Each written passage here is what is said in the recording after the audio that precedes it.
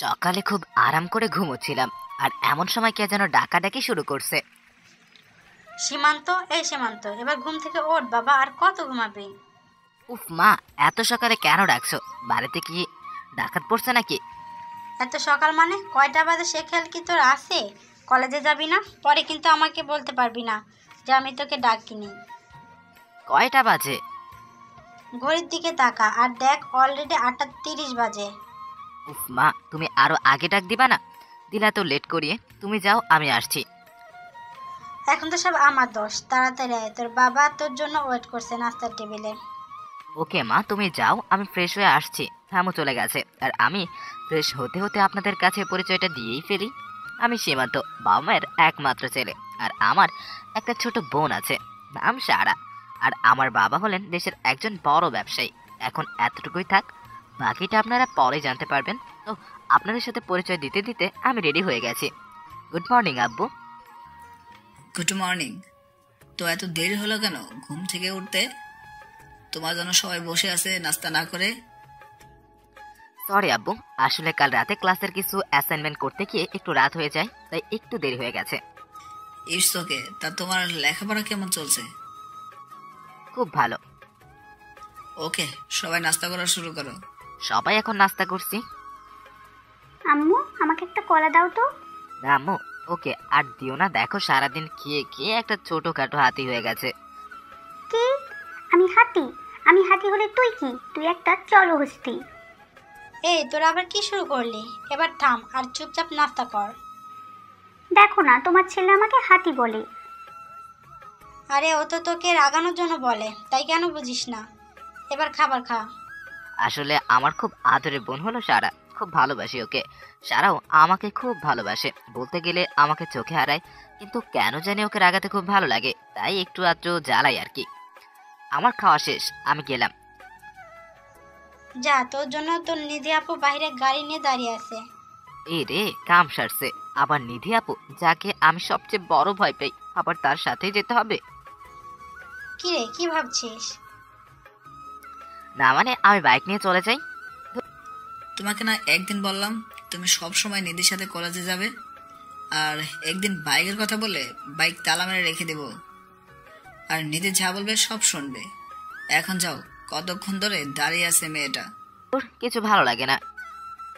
কিছু বলবে নাকি তুমি? না আপু, কিছু বলিনি। আচ্ছা যাও তাহলে। এখন নিধি আপুর সম্পর্কে কিছু বলা দরকার। নিধি আপু আমার বড় চাচার একমাত্র মেয়ে, আর চাচা হলো বর্তমান মেয়র। আর তার আপুকে অনেক আদর করে বড় করেছে, না চাইতেই সবকিছু আপুর হাতে এনে রেখে দিয়েছে। আর আপু যা চায় তা যেভাবেই না কেন তা নিজের করেই ছাড়ে। আর আপুর একটা বড় ভাই আছে, নাম নিশাত। সেও এক জননেতা। আপুর কথা বলতে বলতে চলে এসেছি গাড়ির কাছে, এসে দেখি আপু গাড়ির সাথে হেলান দিয়ে মোবাইল টিপছে। গুড মর্নিং আপু। আপু মারলে কেন? আমি কি করছি? এত দেরি হলো কেন তোর আসতে? আর রাত জেগে কি করিস তুই যে সকালে ঘুম থেকে উঠতে পারিস না? রাতে অ্যাসাইনমেন্ট করছিলাম, তাই একটু দেরি হয়েছে উঠতে। অ্যাসাইনমেন্ট করস না কোনো মেয়ের সাথে চ্যাটিং করস? না আপু, সত্যি বলছি। এই যে দেখো অ্যাসাইনমেন্ট, দেখিয়ে দিলাম, না হলে আবার মারতেও পারে। কোনো বিশ্বাস নাই এই মেয়েকে। আচ্ছা গাড়িতে উঠে বস, আর তোর মোবাইল দে আমাকে। এ নাও আপু মোবাইল। দিয়ে দিলাম, না হলে আবার রেগে যাবে। আমি চুপচাপ আপুর সাথে সামনের সিটে বসে আছি, আর আপু এক হাতে গাড়ি ড্রাইভ করছে আর অন্য হাতে মোবাইলে কি যেন চেক করতেছে। আপু এইভাবে গাড়ি চালালে অ্যাক্সিডেন্ট করবে তো। চুপচাপ বসে থাক, কিছু হবে না। কি আর করার, চুপচাপ বসে আছি। কিছুক্ষণ পর আপু মোবাইলটা আমাকে দিয়ে দিল আর বলল, কোনো মেয়ের সাথে ভুলেও কথা বলবি না, আর মোবাইলও চ্যাটিং করবি না। আর আমার কথা যদি না শুনিস তাহলে তোর খবর আছে বলে দিলাম। না আপু, আমি তো এমনি মেয়েদের কাছ থেকে দূরেই আছি। তাই যেন মনে থাকে। কিছুক্ষণ পর আমরা কলেজে চলে আসছি। আমি যখন গাড়ি থেকে নামতে যাব, ঠিক তখনই আপু আমার হাত ধরে কাছে টেনে নিয়ে দুই গালে দুটা কিস করে দিল। আমি অবাক হয়ে আপুকে বললাম, আপু এটা কি করলা? তখন তোকে মারছি আর এখন আদর করে দিলাম। এখন চুপচাপ ক্লাসে যা, আর কোনো মেয়ের দিকে তাকাবি না বলে দিলাম। আমার রাগ সম্পর্কে তুই খুব ভালো জানিস, এখন যা। আমি আর কিছু না বলে ক্লাসের দিকে যেতে লাগলাম। এমন সময় কিসের সাথে জানি ধাক্কায় আমি পড়ে গেলাম। আমি উঠে তাকিয়ে দেখি একটা মেয়ে নিচে পড়ে আছে। তার মানে মেয়েটার সাথে আমার ধাক্কা লেগেছে। তাই আমি মেয়ে হাত ধরে টেনে উঠালাম আর তার বইগুলো মাটি থেকে তুলে দিলাম। আই এম সো সরি, আসলে আমি দেখতে পাইনি। সরি বলতে হবে, আমিও আপনাকে দেখিনি। আমি যখন মেয়েটার সাথে কথা বলছিলাম তখন পিছনে তাকিয়ে দেখি নিধি আপু এদিকেই আসছে, আর আপুর চোখ মুখ একদম রাগে লাল হয়েছিল। আপু আমার কাছে এসেই ঠাস ঠাস করে মেয়েটাকে দুটো চড় মারলো আর বলতে লাগলো, তোর সাহস কি করা হয় সীমান্তকে ধাক্কা মেরে ফেলে দেওয়ার? আমি ইচ্ছে করে ওনাকে ধাক্কা মারিনি, বিশ্বাস করুন। গালে হাত দিয়ে বললো আর চোখ দিয়ে পানি পড়ছে মেয়েটার। তোকে যদি কোনোদিন ওর আশেপাশে দেখি তাহলে তোর কি অবস্থা করব তা তুই কল্পনাও করতে পারবি না। এখন চুপচাপ চলে যা। আপুর এই কথা শুনে মেয়েটা মাথা নিচু করে চলে গেল। আর মেয়েটাকে দেখে মনে হয় নতুন, কারণ আগে কখনো কলেজে দেখিনি। এবার আপু আমাকে বলল, মেয়ে মানুষ দেখলেই তোর কথা বলতে মন চাই, চল আমার সাথে আজ, তোকে মজা দেখাবো। এই কথা বলে আপু আমাকে হাত ধরে টানতে টানতে একটা খালি ক্লাসরুমে নিয়ে গেল আর ভিতর থেকে দরজা লক করে দিল। আর আমাকে বলল, এখন বল ওই মেয়ের সাথে কেন কথা বললি? কথা বলিনি তো, আমি তো জাস্ট সরি বললাম ওনাকে, আর কিচ্ছু বলিনি। সরি বলার সময় কি এত হেসে হেসে সরি বলতে হয় নাকি? আর সরি বলতে এত সময় লাগে? তুই কি আমাকে শেখাস? আপু বিশ্বাস করো, আমি শুধু সরি বলেছি। শুনে রাখ, তোকে আমি আগেও বলেছি আর এখনো বলছি, তোকে যাতে কোনো মেয়ের সাথে না দেখি। যদি আবার দেখি তাহলে আমার চেয়ে খারাপ আর কেউ হবে না বলে দিলাম। এখন তুই ক্লাসে গিয়ে বসে থাক আর কোনো মেয়ের দিকে তাকাবি না। আর টিফিন টাইমে ক্যান্টিনে আসবি, আমি অপেক্ষা করব। ঠিক আছে বলে ওইখান থেকে চলে আসলাম। আর হ্যাঁ, আপনাদের বলতে ভুলে গেছি, নিধি আপু এবার অনার্স দ্বিতীয় বর্ষে পড়ে ইংরেজির মাধ্যমে। আর আপু দেখতে অসম্ভব সুন্দর। কলেজ আর ভার্সিটির সব ছেলেরা আপুর জন্য পাগল, কিন্তু কেউ কিছু বলতে সাহস পায় না। দু একজন সাহস করে বলেছিল তাদের অবস্থা আপু এত খারাপ করেছিল যে এরপর থেকে আর কেউ তার ধারে কাছেও আসে না, যতটুকু সম্ভব দূরে থাকে। আর অন্যান্য কলেজ ভার্সিটিতে নেতাতে করার ছেলেরা আর আমাদের এইখানে করে নিধি আপু, আর তাকে কেউ কিছু বলতেও পারে না। আমি ক্লাসে আসি আর এক এক করে ক্লাস করতে থাকি। কয়েকটা ক্লাস করার পর টিফিন পিরিয়ড চালু হয় আর আমি চুপচাপ ক্লাসে বসে আছি। আপুর কাছে যেতে ইচ্ছে করে না, গেলেই খালি মারে আর ধমকায়, তাই মন চায় না যেতে। চুপচাপ বসে বই পড়ছিলাম। এমন সময় আমার বেস্ট ফ্রেন্ড আতিক আমার কাছে এসে বলল, সীমান্ত, তুই এখানে বসে আসিস আর ওইদিকে নিধি আপু তোকে খুঁজতেছে। আমাকে বলেছে তোকে বলতে তাড়াতাড়ি ক্যান্টিনে যেতে, না হলে তোর খবর আছে। যাইতেছি, তুইও চল আমার সাথে। না ভাই, তুই একাই যা। নিধি আপুকে দেখলেই আমার কলেজায় পানি থাকে না। ওকে তুই থাক, আমি চাই। এই বলে চলে আসলাম ক্যান্টিনে। এসে দেখি নিধি আপু আর তার সাথে তার বান্ধবী রুহি আপু, কবিতা আপু আর বৃষ্টি আপু বসে আছে। আমি কেছে যেতেই আপু বলল, কি রে, তোর আসতে এত দেরি হলো কেন? কখন থেকে বসে আছি? না মানে একটু বই পড়তেছিলাম, তাই ছিল না আর কি। আচ্ছা এখন বস, আর কি খাবি অর্ডার কর। আপু আমার না তেমন খিদা নাই, আমি কিছু খাবো না। আমি এই কথা বলতেই আপু আমার দিকে চোখ গরম করে তাকালো। আমি তোকে খাবার অর্ডার করতে বলেছি, বেশি কথা বলবি না বলে দিলাম। আচ্ছা আপনি অর্ডার করুন, আপনি যা বলবেন তাই খাবো। এই তো গুড বয়। তারপর আপু বেশ কিছু খাবার অর্ডার করলো। আমি চুপচাপ খেতে লাগলাম। মাঝে মাঝে খেয়াল করে দেখি আপু খাওয়া বাদ দিয়ে আমার দিকে তাকিয়ে থাকে, আর আমি তাকাতেই মুচকি হেসে চোখটা নামিয়ে নেয়। আমি অল্প কিছু খেয়ে সেখান থেকে চলে আসি। আর আসার সময় আপু বলে ছুটি হলে যেন আমি তার জন্য দিয়ে থাকি, একসাথে বাসায় যাবে। অন্যদিকে নিধি আর তার বান্ধবীরা ক্যান্টিনে বসে গল্প করছিল। এমন সময় নিধির ফ্রেন্ড বৃষ্টি বলে ওঠে, নিধি, তোকে একটা কথা বলি। বল, তার জন্য কি আবার অনুমতি নিতে হবে নাকি?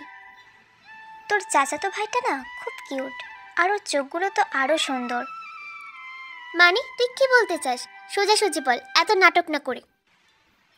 নিধি, আমি মনে হয় সীমান্তের প্রেমে পড়ে গেছি। কি? পুরোপুরি রেখে নিধি চোখ পুরা লাল হয়ে গেছে। নিধি প্লিজ দোস্ত, কিছু একটা ব্যবস্থা করে দে। আমি জানি ও আমার 2 বছরের জুনিয়র, কিন্তু কি করব, আগে থেকেই ওকে ভালো লাগতো, তাই আজ তোকে বলে দিলাম, একটা ব্যবস্থা করে দে। ও তো তোর চাচাতো ভাই। এই কথা শোনার সাথে সাথে নিধি বসা থেকে দাঁড়িয়ে যায় আর রাগে মাথা আগুনের মতো গরম হয়ে যায়। আর নিধি বৃষ্টিকে বলে, বৃষ্টি, এবার তুই থাম, যা বলার বলছস, আর কিছু বলবি না। আজকের পর যদি আমি তোর মুখ থেকে সীমান্তের নামও শুনি তাহলে আমি ভুলে যাব তুই আমার ফ্রেন্ড। আর তোকে যাতে কোনোদিন সীমান্তের আশেপাশেও না দেখি। যদি দেখি তাহলে আমি কি করব তা আমি নিজেও জানি না। এই কথা নিধি সেখান থেকে চলে যায়। আর বৃষ্টি সহ সবাই ওখানেই বোকার মতো দাঁড়িয়ে থাকে। নিধি অনেক রাগী সবাই জানে, কিন্তু সীমান্তের কথা বলতেই এতটা রেগে যাবে কেউ ভাবেনি। কলেজ ছুটির পর আমি আপুর গাড়ির কাছে দাঁড়িয়েছিলাম। এমন সময় দেখি আপু আসতেছে, কিন্তু আপুর মুখটা কেমন জানি গম্ভীর দেখাচ্ছে, মনে হয় কোনো বিষয় খুব চিন্তায় আছে। আর আপু আমার কাছে এসেই আমাকে বলল, সীমান্ত, তুই আর কোনো সময় বৃষ্টির সাথে কথা বলবি না, এমনকি ওর সামনে কখনো যাবি না, ওর থেকে দূরে থাকবি। কেন আপু? বৃষ্টি আপু আবার কি করলো? উনি তো খুব ভালো। এই কথা বলে মনে হয় খুব বড় ভুল করেছি। আপু দেখে রেগে গেছে। ওই কি বলি তুই? বৃষ্টি খুব ভালো, আর আমি কি তোর কাছে জানতে চাইছি নাকি যে কে ভালো আর কে খারাপ? তুই শুধু ওর সাথে মিশবি না। কিন্তু কেন তা বলবে তো? কেন মিশবি না তা তো জানা লাগবে না, আমি যা বলবো তাই শুনবি। এখন গাড়িতে বস। আমি আর কিছুই বললাম না, কারণ আপু একবার যা বলবে তাই শুনতে হবে, না হলে আবার হিতে বিপরীত হতে পারে। আপু দেখছে গাড়ি চালাচ্ছে আর কি যেন ভাবছে। আমি ভয় কিছু জানতে চাইনি। আর কিছুক্ষণ পরেই আমার বাসায় চলে আসি। যখন আমি গাড়ি থেকে নামছি তখন আপু বলল, শোন, এখন বাসায় গিয়ে রেস্ট নিবি, আর কোথাও যাবি না। আর রাতে আমি কল দেবো, রিসিভ করবি। না ধরলে বাসায় এসে তোর ক্লাস আমি নিব। আচ্ছা আপু ঠিক আছে, আমি কল ধরবো। ওকে, ভিতরে যা। আমি চলে আসলাম। আর আমি যতক্ষণ না ভিতরে যাই ততক্ষণ পর্যন্ত আপু বাইরে গাড়ি নিয়ে দাঁড়িয়ে থাকে। আমি ভিতরে গেলে পরে চলে যাই। আমি বুঝি না আপু আমার প্রতি কেন এত নজরদারি করে। বাসায় আসার পর ফ্রেশ হয়ে আসলাম। আম্মু খাবার দিল, আমি খেয়ে রুমে চলে আসলাম।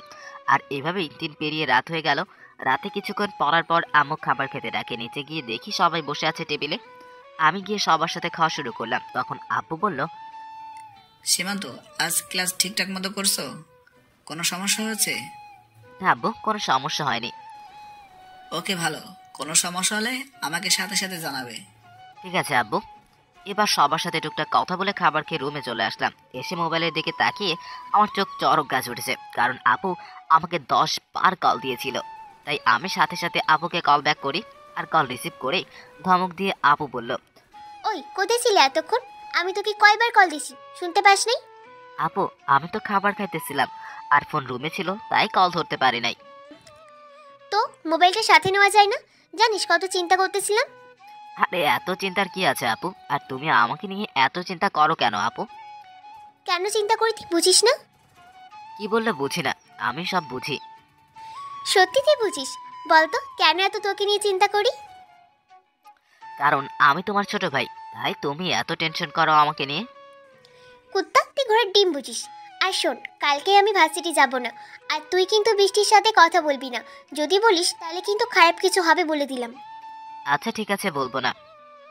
এইভাবে কিছুক্ষণ আপুর সাথে কথা বলে ফোন রেখে দিলাম। আর কিছুক্ষণ পড়াশোনা করে ঘুমিয়ে পড়লাম। সকালে আমার ছোট বোন সারা আমাকে ঘুম থেকে ডেকে দিল। তারপর আমি ফ্রেশ হয়ে নাস্তা করে বাইক নিয়ে চলে গেলাম কলেজে। আপু না গেলে আমি বাইক নিয়ে কলেজে যাই, আর আপু গেলে আপুর সাথে গাড়িতে যেতে হয়। কলেজে গিয়ে 2টি ক্লাস করে আমি আর আতিক মাঠের এক কোণায় বসেছিলাম। এমন সময় কোথা থেকে যেন বৃষ্টি আপু আমার কাছে আসলো। তার সাথে আর 2জন মেয়ে ছিল। বৃষ্টি আপু আমাকে বলল, সীমান্ত, এখানে কি করো? কিছু করে না আপু, বসে আছে। কিছু বলবেন? তোমার সাথে কিছু কথা আছে, একটু চলো তো আমার সাথে। আপু একা আসবো? একা আসলে ভালো হয়। ঠিক আছে চলেন। আপুর সাথে আসলাম, কারণ আমি যদি এখন না করি তাহলে আপু কষ্ট পাবে। কারণ আপুর সাথে আরো 2জন মেয়ে ছিল।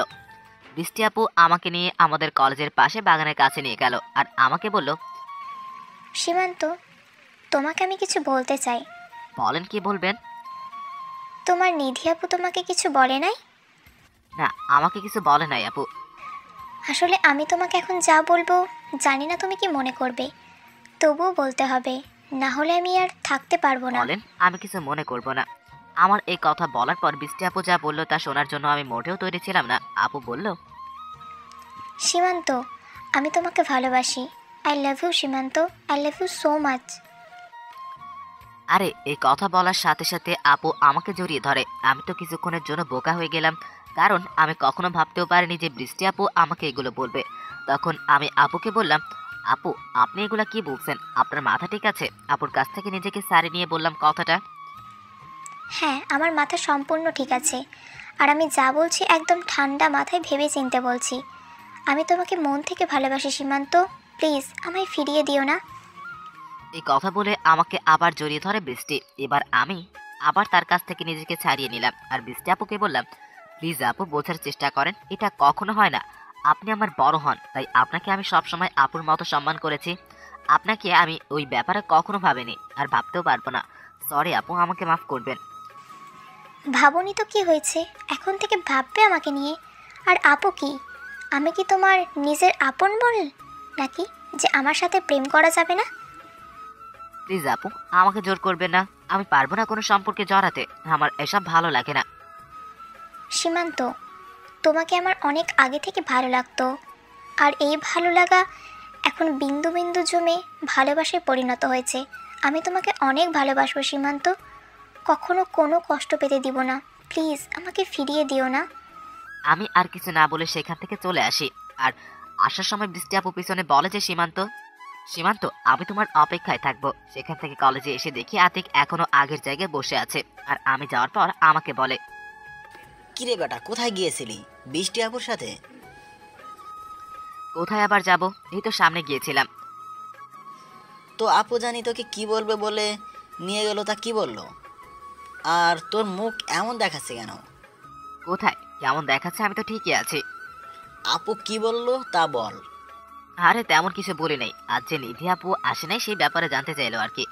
ওর কাছে সত্যিটা বলা আর নিজের পায়ে কুড়াল মারা সমান কথা। সারা কলেজে কোনো টেলিভিশন ছাড়ে সরাসরি সম্প্রচার করে দিবে ব্যাটা, তাই সত্যি না বলাই ভালো।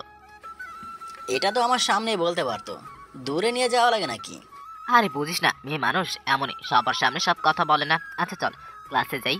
হ্যাঁ চল যাই। আমি আর আতিক ক্লাসে চলে আসলাম, কারণ আর কিছুক্ষণ ওখানে থাকলে আতিক হাজারটা প্রশ্ন করতো, তার থেকে ভালো চলে আসা, তাই চলেই আসলাম। এভাবে আমার বাকি ক্লাসগুলো হওয়ার পর কলেজে ছুটি হয়ে যায় আর আমি বাইক নিয়ে বাসায় চলে আসি। বাসার ভিতরে ঢোকার সাথে সাথে আমার ছোট বোন সারা বলল, ভাই চলে আসছিস, তাড়াতাড়ি তোর রুমে যা। কেন রে, আমার রুমে কি আগুন লাগছে? পানি নিয়ে যাওয়া লাগবে নাকি তাড়াতাড়ি? একটু মজা করে বললাম আর কি। নিধি আপু আসছে আর তোর রুমে বসে আছে, আমাকে বলছে তুই আসলে বলতে তাড়াতাড়ি যাতে রুমে যাও। নিধি আপু কথা শুনে আমার এখন দম যায় যায় অবস্থা। আপু যদি জানতে পারে যে আমি বৃষ্টি আপুর সাথে কথা বলছি আর আপু আমাকে জড়িয়ে ধরছে, তাহলে আমাকে কি করবে এক আল্লাহই ভালো জানে। তাই মনে মনে দোয়া দরুদ পড়ে আমার রুমের সামনে আসলাম। এসে দেখে আপু আমার রুমের দেওয়ালে টানানো আমার ছবিটার দিকে তাকিয়ে আছে। আমি বুকে সাহস নিয়ে আপুকে বললাম, আরে আপু, আপনি কখন আসলেন? মুখে একটু হাসির ভাব নিয়ে বললাম, কিন্তু ভয়ে ভিতরটা কুকড়ে যাচ্ছে ভাই। আজ কলেজে কি করছস? মনে মনে যা ভাবলাম তাই হলো। আপু মনে হয় জেনে গেছে, কিন্তু কেমনে জানলো আল্লাহ জানে। আমিও কিছু না জানার ভনিতা করে বললাম, আমি তো কিছু করি নাই আপু, কেন, কি হয়েছে? তুই আজ বৃষ্টির সাথে কথা বলছস? না আপু, আমি কথা বলি নাই। কথা বলস না তাহলে এগুলো কি দেখ? এই কথা বলে আপু তার ফোনটা আমার দিকে এগিয়ে দিল, আর তার ফোনের দিকে তাকিয়ে আমার চোখ চড়ক গাছে ওঠার মতো অবস্থা, কারণ আমার আর বৃষ্টি আপুর ছবি তার ফোনে। এমনকি বৃষ্টি আপু যে আমাকে জড়িয়ে ধরেছে তার ছবিও আছে। আমি তো ভয়ে চুপ করে আছি, না জানি আজ আমার কি হাল করে। তখন আপু আবার বলল, কি হলো, কথা বল, চুপ করে আছিস কেন? আমি আবার চুপচাপ। কি বলবো ভাই, আমার এখন কলিজার পানি শুকিয়ে মরুভূমি হয়ে গেছে। তখন আপু আবার বলল, তুই কি ভাবছিস আজ আমি তোর সাথে যাইনি বলে তোর কোনো খবর আমি রাখবো না? আমি তোর সব খবর রাখি। আমি তোর সাথে থাকি আর না থাকি, তুই আমার চোখে আড়াল কখনো হতে পারবি না। এখন সত্যি করে বল, বৃষ্টি কেন তোকে জড়িয়ে ধরেছে? না হলে আমি এখন কি করব তুই ভাবতেও পারবি না। আমি নিধি আপুর রাগে ভয়ঙ্কর চেহারা দেখে সব সত্যি কথা বলেই দিলাম। আর আমার মুখ থেকে এই কথা শোনার পর নিধি আপু বলল, কি বললি? বৃষ্টি তোকে প্রপোজ করেছে? আপুর চেহারার দিকে তাকানো যাচ্ছে না, এত পরিমাণ রেগে আছে। তুই কি বলছিস ওকে? আমি না করে দিছি আর বলছি আমি কোনো সম্পর্কে জড়াতে চাই না। আচ্ছা তুই থাক, আমি যাই, আমার একটা কাজ আছে। আর কোনো মেয়ে যদি কল দেয় ধরবি না বলে দিলাম। এই কথা বলে নিধি চলে গেল, কিন্তু একটা বিষয় খেয়াল করলাম, আপু তো খুব রেগে আছে, কিন্তু আমাকেও তেমন কিছু বলে নাই। আল্লাহ জানে এখন কি করে। অন্যদিকে নিধি শুধু ভাবছে আমি বৃষ্টিকে না করার পরেও ওর সাহস হলো কিভাবে সীমান্তকে প্রপোজ করার।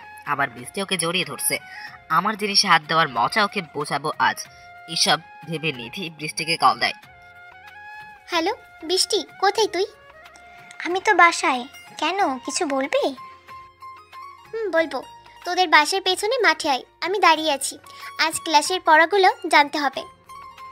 ওকে, তুই 5 মিনিট দাঁড়া, আসতেছি। এই কথা বলে কল রেখে দেয়।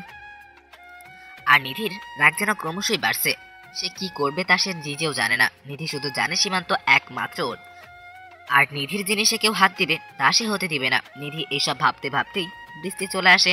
আর এসেই বৃষ্টি বলে, কি রে নিধি, তুই আমার বাসার সামনে চলে এলি?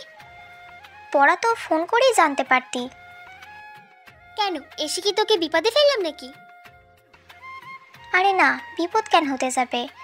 আর তুই কখনো এদিকে আসিস না তো, তাই বললাম আর কি। আচ্ছা, একটা কথা বলবি সত্যি করে? কি কথা বল, তোর কাছে কি আমি মিথ্যে বলি? আজ নাকি তুই সীমান্তকে প্রপোজ করছস? তোকে কে বললো এসব কথা? আমি যা বলছি তার উত্তর দে। তুই যেহেতু জেনেই গেছিস, তাহলে আর লুকিয়ে লাভ কি? হ্যাঁ, আমি সীমান্তকে প্রপোজ করেছি, কারণ আমি ওকে পছন্দ করি। আমি কিন্তু তোকে মানা করেছিলাম, বলেছিলাম সীমান্তের আশেপাশে না যেতে। আমি গেলে তোর সমস্যা কোথায়? তুই কে আমাকে না করার? তুই নাকি আজকে ওকে জড়িয়ে ধরছিস? হ্যাঁ, দৌড়ছি, তাতে কি হয়েছে? এই কথা বলার সাথে সাথে নিধি বৃষ্টিকে চড় মারতে থাকে আর বলতে থাকে, বলেছিলি না সমস্যা কোথায়, এই দেখ কোথায় সমস্যা। এইভাবে বলতে থাকে আর বৃষ্টিকে মারতে থাকে। তখন বৃষ্টি বলে, নিধি, তুই আমাকে এভাবে কেন মারছিস? আমি তো কোনো তোর ক্ষতি করিনি। কি বলি তুই? আমার কোনো ক্ষতি করিসনি? তুই আমার সবচেয়ে বড় ক্ষতি করতে চাইছিস। তুই আমার কলিজায় হাত দিচ্ছিস। কলিজা? কে তোর কলিজা? কি আমার জানতে চাস? তাহলে শোন, সীমান্ত আমার কলিজা, আমার ভালোবাসা, আমার সব। আর তুই আমার সেই কলিজায় হাত দিচ্ছিস। আমি তোর সেই হাত আজ ভেঙে দিব। প্লিজ এমন করিস না, আমি না তোর বান্ধবী হই, মাফ করে দে নিধি। মাফ করবো তোকে? আমি তোকে না করার পরও তুই আমার কথা শুনিসনি। আর তুই কেন? আর যদি আমার আপন বোন হতো তাহলে আমিও ছাড়তাম না, কারণ যে নিধির জিনিসে হাত দেয় তার হাত নিধি ভেঙে দেয়। এই কথা বলে নিধি তার গাড়ি থেকে হকস্টিক বের করে আর এটা দিয়ে বৃষ্টির বাম হাতে 4টা বাড়ি মারে খুব জোরে, যার ফলে বৃষ্টির হাত ভেঙে যায়। তারপর যাওয়ার জন্য নিধি গাড়িতে ওঠে। আর যাওয়ার সময় নিধি বৃষ্টিকে বলে, শুধু একবার আমার কথা না শুনে সীমান্তর কাছে গেছিস, তার জন্য তোর এক হাত ভেঙে দিচ্ছি। আর যদি ভুলেও সীমান্তর কাছে যাওয়ার চেষ্টা করিস তাহলে তোর কী অবস্থা করব তা আমি নিজেও জানি না। এই কথা বলে নিধি গাড়ি নিয়ে চলে যায়। বৃষ্টিকে যখন নিধি মারছিল তখন কিছু ছেলে তা দাঁড়িয়ে দেখছিল, কিন্তু নিধির ভয়ে তারা কেউ বাধা দেয় নাই, কারণ সবাই জানে নিধিকে কিছু বললে তার ভাই নিশাদ কাউকে ছাড়বে না, তাই সবাই চুপ ছিল। নিধি যাওয়ার পর ওই ছেলেগুলো বৃষ্টিকে ধরে তার বাসায় দিয়ে আসে। আর এদিকে নিধি আমার রুম থেকে যাওয়ার পর আমি ফ্রেশ হতে ওয়াশরুমে যাই। আয়নার সামনে দাঁড়িয়ে দেখি নিধি আপু যে আমাকে চড় মেরেছিল তার দাগ পড়ে গেছে আমার গালে। এখন চিন্তা হচ্ছে যে আম্মু যদি গালে দাগ দেখে কিছু বলে তাহলে আম্মুকে কি বলবো। আর এসব ভাবতে ভাবতে ফ্রেশ হয়ে নিচে যাই খাবার খেতে। আর এখন আমার ছোট বোন আমাকে বলে, ভাইয়া তোর গালিটা কিসের দাগ? মনে হয় কেউ চোর মারছে। কিছু না, গালে মশা বসছিল আর এটাকে মারতে গালে দাগ পড়ে যায়। তখন পাশে থেকে আম্মু বলে ওঠে, সব কিছুতে এত কেয়ারলেস কেন তুই? এত জোরে কেউ থাপ্পড় দেয় গালে? কি অবস্থা করছিস দেখছিস? আমি বুঝতে পারিনি আর এমন হবে না, সরি আম্মু। আসলে এত বড় হয়েছে কিন্তু আম্মু আব্বু আজ পর্যন্ত কখনো আমার গায়ে হাত তোলেনি। আমরা দুই ভাই বোনকে তারা অনেক ভালোবাসে, যার জন্য আমাদের ছোট একটা আঘাতও তারা মানতে পারে না। পাশে তাকিয়ে দেখি আমার বোনটা মিটমিট করে হাসছে, কারণ এখনো অজানা। তখন আম্মু বলল, নিধি কেন আসছিল রে? কেন আবার আসবে, এমনি হাসছে। আর নিধি আপু তো প্রতিদিন আসে, এটা আবার নতুন কি? খুব শান্তভাবেই বললাম, তাতে কিছু বুঝতে না পারে। আসলে ঠিক তা নয়, মেয়েটা যখন আসলো দেখলাম চেহারাটা কেমন গম্ভীর ছিল, তাই তোকে বললাম। তুই কিছু করছিস নাকি? অন্য সময় মেয়েটা কত হাসি খুশি থাকে। না মা, আমি কিছু করি নাই, হয়তো এমনি মন খারাপ ছিল। যাই বলিস, মেয়েটা খুব ভালো আর তোকে খেয়াল রাখে। তোর জন্য এমন একটা মেয়েকে বউ করে আনবো। আমি আর কিছু না বলে চুপচাপ খেয়ে রুমে চলে আসলাম, কারণ ওখানে কথা বললেই আম্মু আরো নানান কথা জুড়ে দিবে, তাই চলে আসলাম।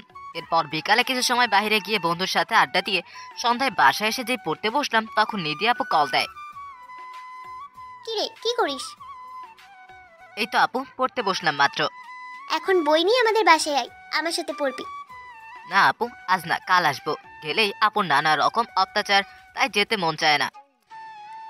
কি বললি? তুই আসবি না? তাহলে কিন্তু আমি এখন চাচিকে কল দিব। না না, আমি আসছি, কাউকে কল দেওয়া লাগবে না। এই মেয়েকে মোটেও বিশ্বাস নাই, কল দিয়ে আবার কি বলবে আম্মুকে। তাই আমি আমার কিছু বই নিয়ে আপুদের বাসায় চলে আসলাম। আসার সময় আম্মু জানতে চাইছিল কোথায় যাই। নিধি আপুর কথা বলার পর আর কিছু বলে নাই। আপু বাসায় এসেই চাচির সাথে দেখা, তখন চাচি বলে, কি রে সীমান্ত, তুই তো আমাদের বাসায় এখন আর আসিস না, খুব বড় হয়ে গেছিস।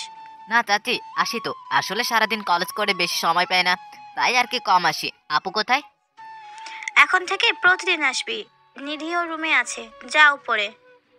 আমি ওপরে চলে আসলাম। এসে দেখে আপু তার মোবাইলে কি যেন দেখতেছে আর মুসকে মুসকে হাসছে। আপুই এই মুসকে হাসিটা অনেক সুন্দর, যা বলে বোঝাতে পারবো না। আর তার সাথে ঠোঁটের নিচের তিলটা যেন সেই হাসির মহিমা আরো 1000 গুণ বাড়িয়ে দেয়। আপুর এই হালকা ঠোঁট বাঁকানো মুসকে হাসিটা বারবারই আমার মনে ভালো লাগা সৃষ্টি করে, কিন্তু তা কখনো আপুকে বলা হয়নি। আর এমন সময় আপু দেখে ফেলে যে আমি দাঁড়িয়ে আছি দরজার সামনে। আপু সাথে সাথে তার ফোনটা রেখে দিয়ে আমাকে বলে, কি রে, কখন আসলি? আর ভেতরে আয়। এইমাত্র আসলাম। এই বলে আমি গিয়ে একটা চেয়ার টেনে পড়ার টেবিলে বসলাম। আর তখন আপু তার চেয়ারটা আমারটার সাথে লাগিয়ে বসলো। তখন আপু বলল, কি খাবি বল। কিছু খাবো না এখন, কিছুক্ষণ পরে চলে যাব। আমি জানি নিজেও পড়বে না, আমাকেও পড়তে দিবে না, শুধু এটা ওইটা বলবে। কিছু তো তোকে খেতেই হবে, আজ তোর জন্য আমি নিজে হাতে সিঙ্গারা বানিয়েছি। আপনি আমার জন্য সিঙ্গারা বানিয়েন? তাইলেই খাবো, আগে একটু পরেই তারপরে খাবো। আসলে সিঙ্গারা আমার খুব প্রিয়, তাই নাম শুনলেই জিভে জল এসে যায়। আচ্ছা সীমান্ত, একটা কথা বলি তোকে, শুন তো। না, এখন কথা শোনার ইচ্ছে নেই, পরে বললেন। না, তোকে এখনই শুনতে হবে। আচ্ছা বলেন। জানি বলবেই, শুধু শুধু ভাব ধরে পারমিশন চায়। তুই কাউকে পছন্দ করিস? মানে কাউকে ভালোবাসিস? না, কাউকে পছন্দ করি না, ভালোবাসি না। আচ্ছা, যদি তোকে কেউ ভালোবাসে আর সে যদি তোর বয়সে একটু বড় হয়, কি করবি তুই? কি আর করব, না করে দিব। একে তো আমি প্রেম করতে চাই না, তারপরও যদি সে আমার বড় হয় তাহলে তো অসম্ভব। বড়দের সাথে আবার প্রেম হয় নাকি? আমার জুনিয়র হলে ভেবে দেখতাম। এই কথা বলার সাথে নিধি আমার শার্টের কলার টেনে মুখের এনে বলল, কেন সিনিয়র মেয়ের সাথে প্রেম করা যাবে না? কোনো আইনে কি মানা আছে নাকি? আর মানা থাকলেও তোকে করতে হবে। আমাকে করতে হবে মানে? না মানে কি? না মানে কিছু না, তুই বস, আমি তোর জন্য সিঙ্গারা নিয়ে আসছি। এই কথা বলে নিধি আপু চলে গেল। আপু কিছু কথা মাঝে মাঝে আমার মাথার উপর দিয়ে যায়। নিজেই বলে মেয়েদের সাথে না মিশতে, আবার নিজেই বলে সিনিয়র মেয়ের সাথে প্রেম করতে, বুঝি না কিছুই। অন্যদিকে নিধি ভাবছে, আমাকে তো তোমায় ভালোবাসতেই হবে মিস্টার সীমান্ত, কারণ তুমি যে আমার ছোট্ট হৃদয়টার ঘর বানিয়ে বসে আছো। তার কি হবে? তুমি শুধু দেখো তোমার মনে এই সিনিয়র মেয়ে কিভাবে জায়গা করে নেয়। এসব ভাবতে ভাবতে নিধি সীমান্তের জন্য সিঙ্গারা নিয়ে আসে আর বলে, এই নে তোর প্রিয় সিঙ্গারা। দাও, আগে খাই পরে সব। এই বলে একটা নিলাম খাওয়ার জন্য। খা এখন। যখন আমি একটা সিঙ্গারার অর্ধেকটা খেলাম, আমার কাছে মনে হলো ঝালে আমার মুখ পুড়ে যাচ্ছে। আমি তখন পানি খুঁজতেছিলাম, কিন্তু কোথাও পানি নাই। তাই যখন আমি পানি বলে চিৎকার করতে যাব, ঠিক তখনই নিধি আপু আমার দু গালে হাত দিয়ে টেনে ধরে আমার ঠোঁটে তার ঠোঁট মিশিয়ে দেয়। ওই মুহূর্ত আমার কি করা উচিত ছিল আমার জানা ছিল না। আর আমিও নিধিকে কোনো রকম বাধা দেই নাই, কারণ আমি ঝাল একদম সহ্য করতে পারি না। আর আমার কাছে তখন ঝালটা কম লাগতে শুরু করলো। আর নিধি আমাকে প্রায় 5 মিনিট পর ছেড়ে দেয়।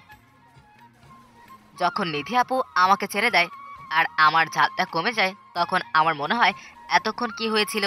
আর এসব ভেবে আমি লজ্জায় নিধির দিকে তাকাতেই পারছিলাম না। তাই আমি কিছু না বলে তার রুম থেকে বের হয়ে বাসায় চলে আসি। আর বাসায় আসতেই আমার বোন আমাকে বলে, ভাইয়া, তোর ঠোঁটে লিপস্টিক কোথা থেকে আসলো? তুই কি লিপস্টিক দেওয়া শুরু করলি নাকি? হ্যাঁ, কোথায় লিপস্টিক দেখতি তুই? মজা করিস আমার সাথে? এইটা বলে হাত দিয়ে মুছে দিলাম, যাতে ভালো করে বুঝতে না পারে। এই তো এখন তুই মুছে দিলি হাত দিয়ে। আরে না, আমি আসার সময় একটা কার্লার আইসক্রিম খেয়েছিলাম, মনে হয় ওইটাই লেগে গেছে। ভাইয়া, আমার কাছে মনে হয় ডাল মে কুছ কালা হে। আমিও কিছু না বলে রুমে চলে আসি। আর মাথায় শুধু এই ব্যাপারটাই বারবার আসছে, কি থেকে কি হয়ে গেল। আমি এখন কিভাবে আপুর সামনে যাব? কিন্তু একটা ব্যাপার বুঝলাম না, আপু কেন এমনটা করলো আমার সাথে? তাহলে আপু কি আমাকে ভালোবাসে নাকি অন্য কিছু বিষয়? না, আমার মাথায় আসছে না। রাতে আম্মু খাবার খেতে ডাকলো, কিন্তু আমি না করে দেই, কারণ যে জিনিস খাইছি ওইটা এখনো মুখে লেগে আছে। সত্যি বলতে আমারও ভালোই লাগছিল তখন। জীবনে প্রথম কোনো মেয়ের ঠোঁটের ছোঁয়া, অনুভূতিটা ভাষায় প্রকাশ করার মতো না। আর এসব ভাবতে ভাবতে রাতটা কখন পার হয়ে যায় বলতেও পারবো না, যার জন্য খুব ভালো একটা ঘুমও হয় নাই। সকালে ঘুম থেকে উঠে ফ্রেশ হয়ে নাস্তা করে কলেজে চলে যাই।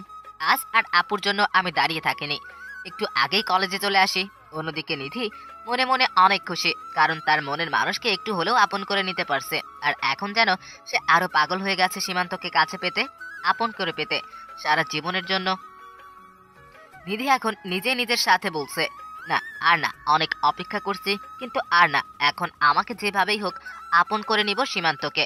কিন্তু তুই একটা মাথা মোটা আস্তা একটা গাধা, তোকে আমি এত ভালোবাসি, কিন্তু তুই একটুও বুঝিস না, আর কথায় কথায় শুধু আপু আপু করিস।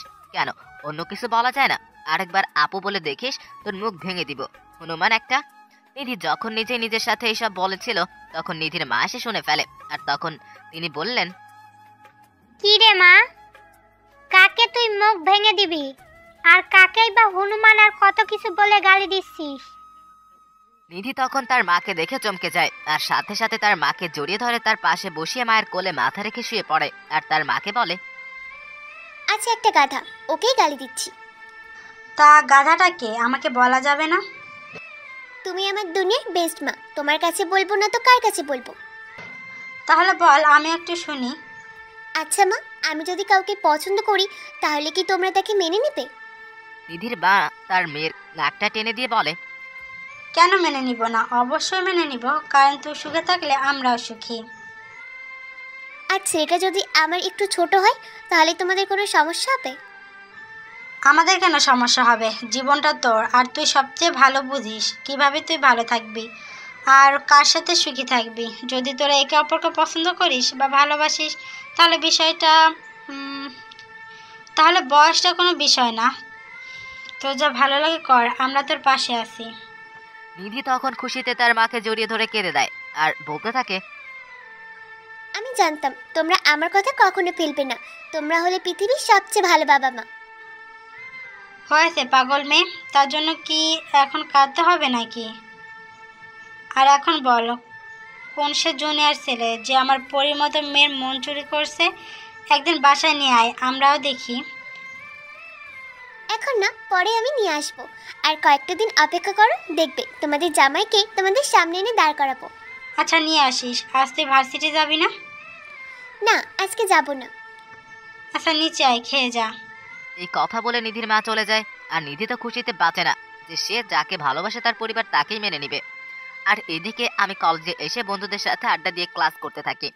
কিন্তু আজ নিধি আপু আর বৃষ্টি আপু দুজনের কেউ আসে নাই। বৃষ্টি আপু তো বললো আমার জন্য অপেক্ষা করবে, আর একদিন পরেই তার কোনো খবর নাই। এভাবেই ক্লাস শেষ করে বাসায় চলে যাই। বাসায় এসে খাওয়া আর সবার সাথে গল্প করে দিনটা পার করে দিলাম। কিন্তু মজার ব্যাপার হলো, আজ নিধি একবারও আমাকে কল দিল না। অন্যদিন একসাথে কলেজে যায়, আবার বাসায় আসে, রাতেও কল দেয়, কিন্তু আজ তার কিছুই করলো না। বেশ অবাক লাগলো বিষয়টা। পরের দিনও আমি আপু আমার বাসার আগেই আমি একা কলেজে চলে যাই। আর আমি কলেজে আসতে দেখি বৃষ্টি আপু মাঠের এক কোণে দাঁড়িয়ে আছে, আর তার হাত ব্যান্ডেজ করা। আর ঠিক তখন বৃষ্টি আমাকে দেখে ফেলে, আর কাছে এসে বৃষ্টি বলল, সীমান্ত, তুমি আমার সাথে এত বড় মিথ্যে কথা কেন বললে? আমি আপনার সাথে কি মিথ্যা বললাম? বেশ অবাক হয়ে বললাম, ওই দিন তুমি কেন বললে যে তুমি কোনোদিন প্রেম করবে না? তোমার কারোর সাথে কোনো সম্পর্ক নাই। এখানে মিথ্যার কি হলো? যা সত্যি আমি তো তাই বললাম। আমার কোনো সম্পর্ক নাই, আর কোনো সম্পর্কে জড়াবো না। মিথ্যে কথা। তোমার আর নিধির মাঝে সম্পর্ক আছে।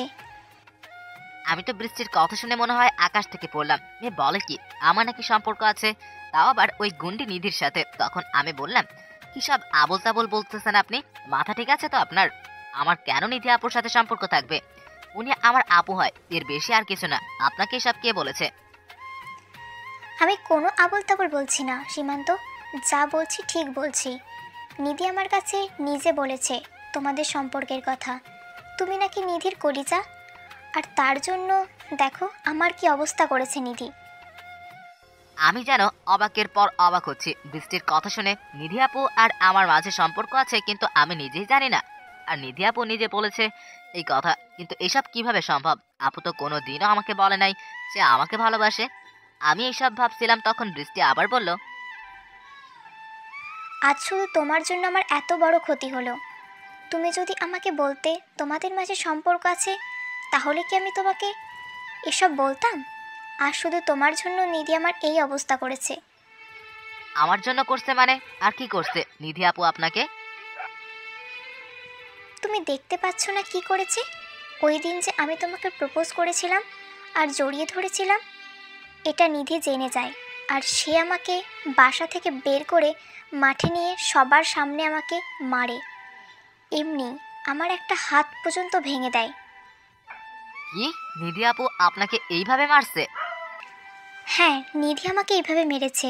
আরও বলেছে আমাকে আবার তোমার পাশে দেখলে তাহলে নাকি তার চাইতেও খারাপ কিছু করবে। এখন আমার কাছে সত্যি খারাপ লাগছে বৃষ্টির কথা শুনে, আর সাথে রাগও হচ্ছে। অনেক নিধি আপুর উপর মানুষ এতটা ভয়ঙ্কর কিভাবে হতে পারে? একটা মেয়ে হয়ে আর একটা মেয়েকে এভাবে কেউ মারতে পারে নাকি? তখন আমি বললাম, আপু আমি আপনার কাছে খুবই দুঃখিত যে আমার জন্য আপনার আজ এই অবস্থা। আর আপনাকে কিছুই করতে পারবো না নিধি, আমি তাকে দেখে নিব। এভাবে আরও কিছুক্ষণ কথা হলো বৃষ্টির সাথে। তারপর তার কাছে ক্ষমা চেয়ে তাকে বিদায় দিলাম। বৃষ্টি আপু চলে যাওয়ার কিছুক্ষণ পরে নিধি আপু গাড়ি নিয়ে কলেজে আসে আর গাড়ি থেকে নেমে আমার কাছে আসতে থাকে। কিন্তু মুখ দেখে মনে হচ্ছে আজ খুব খুশিতে আছে, হাসি যে মুখ থেকে সরছেই না। আমি তাকে দেখেই ক্লাসের দিকে চলে যেতে লাগলাম। তখনই নিধি পিছন থেকে বলল, সীমান্ত কোথায় যাস? দাঁড়া বলছি, তোর সাথে আমার কিছু কথা আছে, দাঁড়া। কিন্তু আমি তাকে কিছু না বলে চলে আসি। ক্লাসের সামনে এসে একবার পিছন ফিরে দেখি নিধি আপু আগের জায়গায় দাঁড়িয়ে আছে, কিন্তু মুখের সেই হাসিটা আর নেই, কেমন জানি মলিন হয়ে আছে। মনে হয় আমার কাছে সে এইটা আশা করে নাই। অন্যদিকে নিধি ভাবছে আজ সীমান্তের কি হলো, ও তো কখনো এমন করে না, আমি যাই বলি তাই করতো, কিন্তু আজ আমি ডাকলাম তাও শুনলো না। ওর এত বড় সাহস হলো কি করে? ওকে পরে দেখে নিব। এই কথা বলে নিধিও ক্লাসে চলে যায়। আমি ক্লাসে এসে আর ক্লাস থেকে বাইরে বের হয়নি। নিধি আপু মনে আমাকে অনেক খুঁজতেছে, কিন্তু আমার এখন আর তার সামনে যেতে ইচ্ছা করছে না, তাই ক্লাসে বসে আছি। আর এভাবেই একের পর এক ক্লাস করতে করতে টিফিন টাইম হয়ে যায়। তখন আমার এক ফ্রেন্ড বলে নিধি আপু নাকি আমাকে খুঁজতেছে, তাকে বলছে আমাকে যাতে ক্যান্টিনে যেতে বলি। আমি যাব না বলে চুপচাপ বসে রইলাম। এভাবে প্রায় 10 মিনিট যেতে না যেতেই কোথা থেকে যেন নিধি আপু আমার সামনে এসে দাঁড়ায়, আর তাকে দেখে মনে হচ্ছে খুব রেগে আছে। আমি কিছু বলার আগেই আমার হাত ধরে টেনে ক্যান্টিনে নিয়ে যায় আর বলে, কি রে, কি হয়েছে তোর? সকাল থেকে দেখছি আমার সাথে কথা বলছিস না, আমাকে এড়িয়ে চলছিস। আমি ডাকলাম তাও আমার ডাক কোনো সাড়া দিলি না। কি হয়েছে, সমস্যা কি তোর বল? তাতে আপনার কি? আমি যার সাথে ইচ্ছা কথা বলবো, যার সাথে ইচ্ছা বলবো না। আপনি বলার কে? আমার আপনার সাথে কথা বলার ইচ্ছা নাই, তাই বলি নাই। বুকে অনেক সাহস নিয়ে কথাটা বললাম। জানি না কি হয় যে রাগী মেয়ে।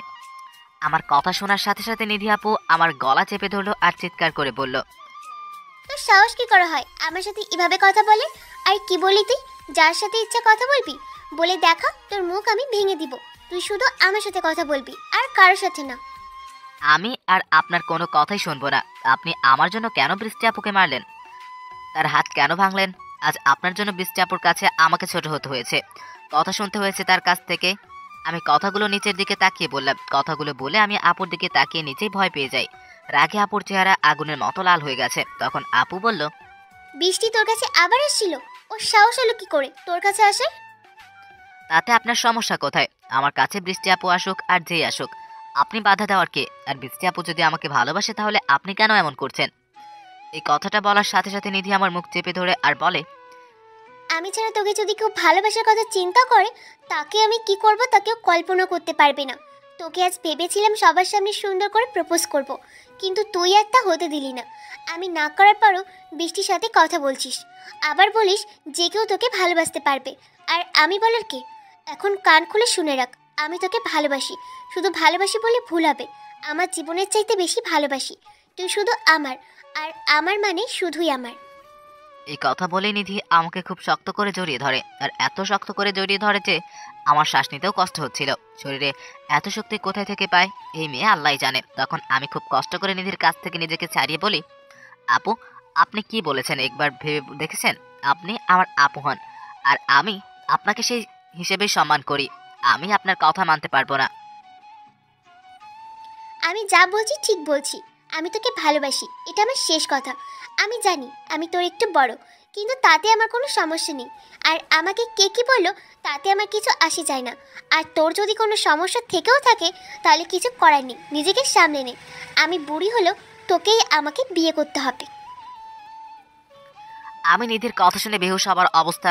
কোনো মানুষ যে এইভাবে একজনকে প্রেম নিবেদন করতে পারে তা নিধিকে না দেখলে বিশ্বাস করতাম না। আর প্রপোজ করা বললে ভুল হবে, ও তো আমাকে রীতিমতো থ্রেট করলো। তখন আমি বললাম, আপু আপনি বোঝার চেষ্টা করেন, এটা কখনো হয় না। আপনি আমার চাচাতো বোন, আর এটা পরিবারের কেউ মানবে না। আর পরিবার মানলেও আমার পক্ষে এটা কোনোভাবেই সম্ভব না। সীমান্ত, তুই ভালো করে জানিস এই নিধি একবার যা চাই তার না পাওয়া পর্যন্ত দু চোখের পাতা এক করতে পারে না। আর আমি তো তোকে আমার জীবনের চাইতে বেশি চাই। তুই কিভাবে ভাবলি আমি তোকে এত সহজে ছেড়ে দিব? তোকে তো আমার মনের ঘরে রাজা করেই ছাড়বো, হয় আপোষে করব, না হলে জোর করে করব, কিন্তু তুই শুধু আমার। আর এই কথা বলে নিধি ক্যান্টিনের সবার সামনে আমার ঠোঁটের ভিতর তার ঠোঁট বসিয়ে দেয়। আর আমার মাথায় চুল এমনভাবে খামচে ধরে যে আমি কোনোভাবেই সারতে পারি না। তারপর সে তার ইচ্ছে মতো কিস করে প্রায় 6 মিনিট পরে আমাকে ছেড়ে দিয়ে হাঁপাতে হাঁপাতে বললে, এটা তো কেবল শুরু শোনা। নিধি খুব ভালো করেই জানে নিজের পছন্দের জিনিস কিভাবে নিজের করে নিতে হয়। আমি হাত দিয়ে ঠোঁটটা মুছে তাকে বললাম, এতগুলা মানুষের সামনে কিস করতে আপনার লজ্জা করে নাই? আর আপনি আমার চাচাতো বোন ছাড়া আর কিছুই না। আমি কখনো আপনাকে ভালোবাসবো না। আপনি যা করার করেন। রেগে গিয়েই কথাটা বললাম, কারণ সবার সামনে কিস করেছে এটা ভাবতেই কেমন যেন লাগছে। তখন নিধি আমার সামনে এসে বলে, তুই কি আমাকে চ্যালেঞ্জ করছিস মিস্টার সীমান্ত? ও মা গো, এই মেয়ে দেখি আবার সিনেমাটিক স্টাইলে অভিনয় করতে পারে। তখন আমি বললাম, হ্যাঁ আমি আপনাকে চ্যালেঞ্জ করছি। ওকে ঠিক আছে, তাহলে তুমিও দেখো এই নিধি কি করতে পারে। আমি আর কিছু না বলে সেখান থেকে চলে আসলাম। এসে ক্লাসে বসে বাকি ক্লাসগুলো করে বাসায় চলে আসি। অন্যদিকে নিধি বাসায় গিয়ে শুরু করেছে আর এক কাহিনী। নিধি বাসার ভিতর গিয়েই শুরু করেছে চিৎকার চেঁচামেচি। তার চিৎকার শুনে নিধির বাবা মা ভাই সহ সবাই একে একে হাজির। তখন নিধির বাবা বলে, কি রে মা, কি হয়েছে তোর? এভাবে চিৎকার কেন করছিস? কেউ কি তোকে কিছু বলেছে নাকি? না, আমাকে কেউ কিছু বলেনি। তখন নিধির ভাই নিশাদ বলে, তাহলে কি আমার বোনটা কোনো কিছু চায় নাকি? বল আমাকে, আমি আজকে তোকে এনে দিব। আমার সবাইকে উদ্দেশ্য করে কিছু বলার আছে, আর আমি যা বলবো তোমাদের তাই মানতে হবে। আর যদি না মানো তাহলে আমি কিছু একটা করে বসবো। আচ্ছা বল, তুই যা বলবি আমরা তাই করব। তাও তোর কিছু করতে হবে না। এখন বল কি বলবি? আমি বিয়ে করব। নিধি 7-5 না ভেবে এই কথা সরাসরি বলে দেয় সে বিয়ে করবে। আর নিধির মুখে আমার কথা শুনে পরিবারের সবাই প্রথমে কিছুটা অবাক হয়ে যায়। পরে নিজেদের সামনে নিয়ে বলে, বিয়ে করবি মানে কি? বিয়ে করব মানে বিয়ে করব, আর কোনো মানে নেই। এখন তোমরা বলো বিয়ে দিবে কিনা। ঠিক আছে দিব।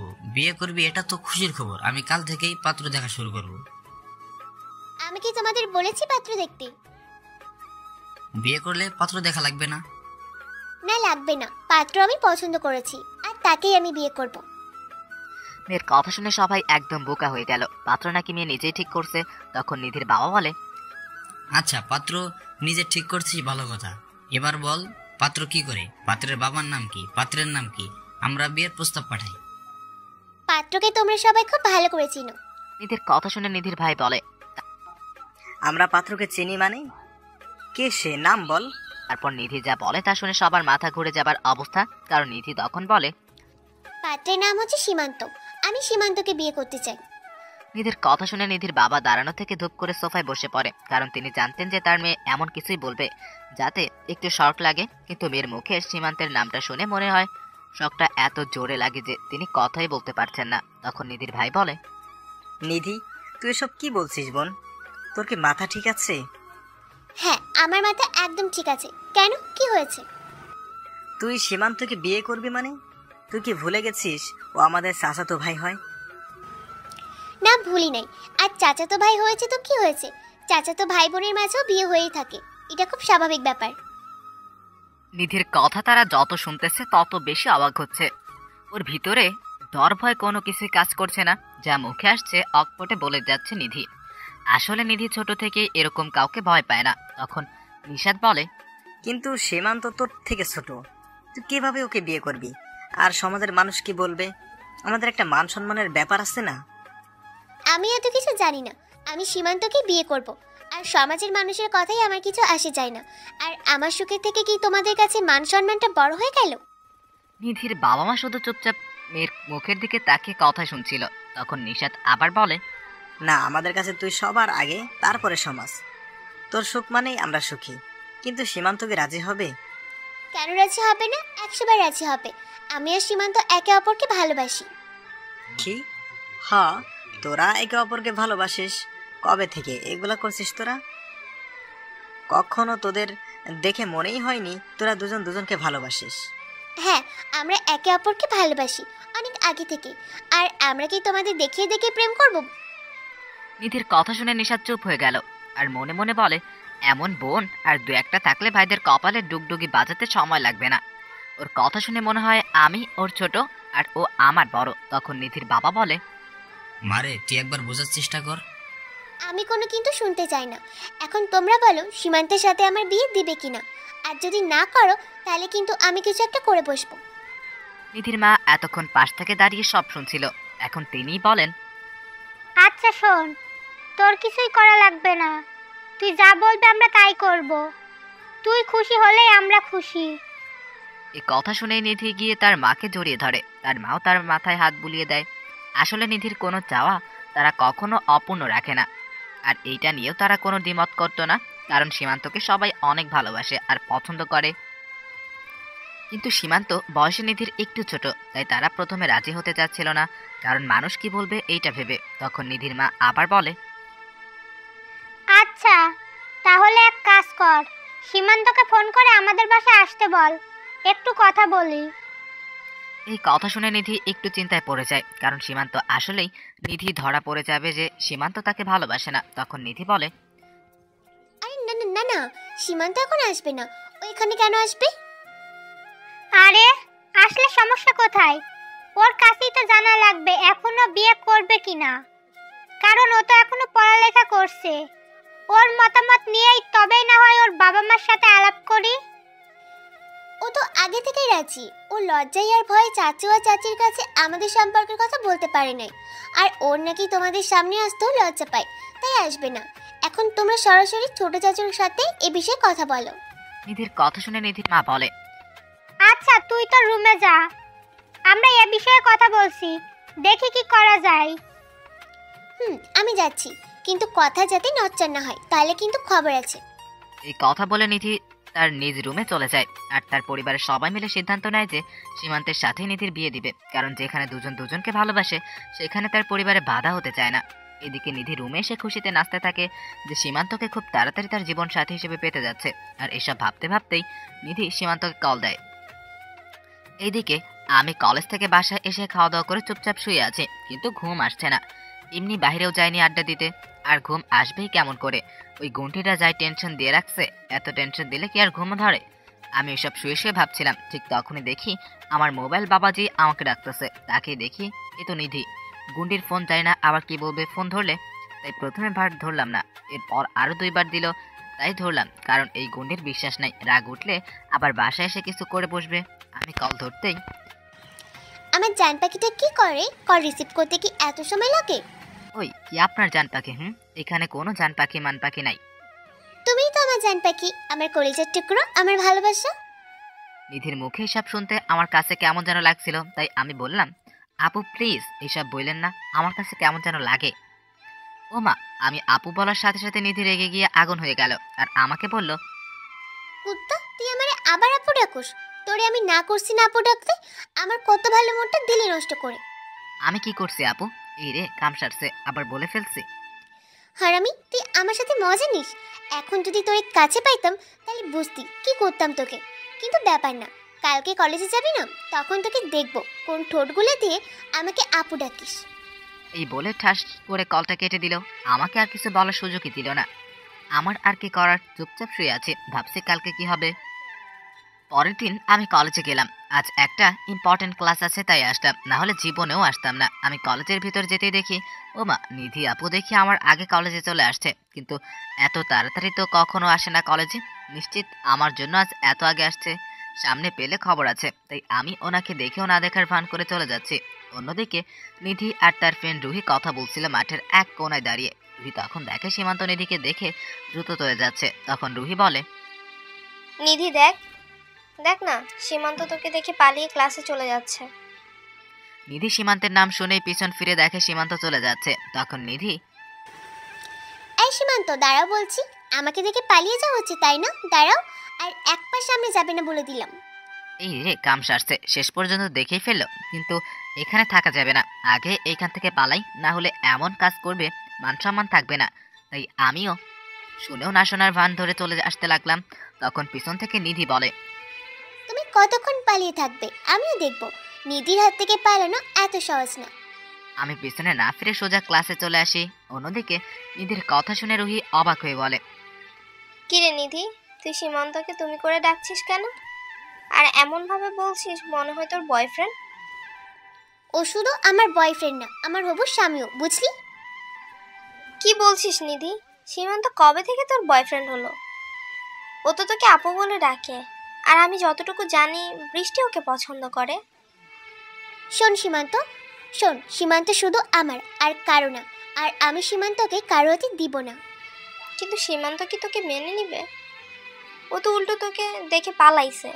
রুহির হাসি দেখে নিধি রেগে যায় আর রুহি ধমক দিয়ে বলে, ওই তোর হাসি থামা, ওই তোর হাসি থামা, নাহলে তোর এখন খবর করে ছেড়ে দিব।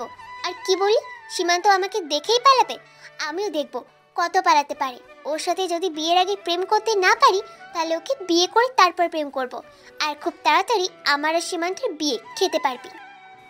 এই কথা বলে নিধির আগে ফুঁসতে থাকে, কারণ নিধিকে নিয়ে কেউ হাসলে তার একদম সহ্য হয় না। আর নিধির কথা শুনে রুহি চুপ হয়ে যায়, কারণ রুহি জানে নিধি একবার যা বলে তা করেই ছাড়ে। তখন রুহি বলে, সরি দোস্ত, আসলে আমি জানতাম না যে তুই সীমান্তকে এত ভালোবাসিস।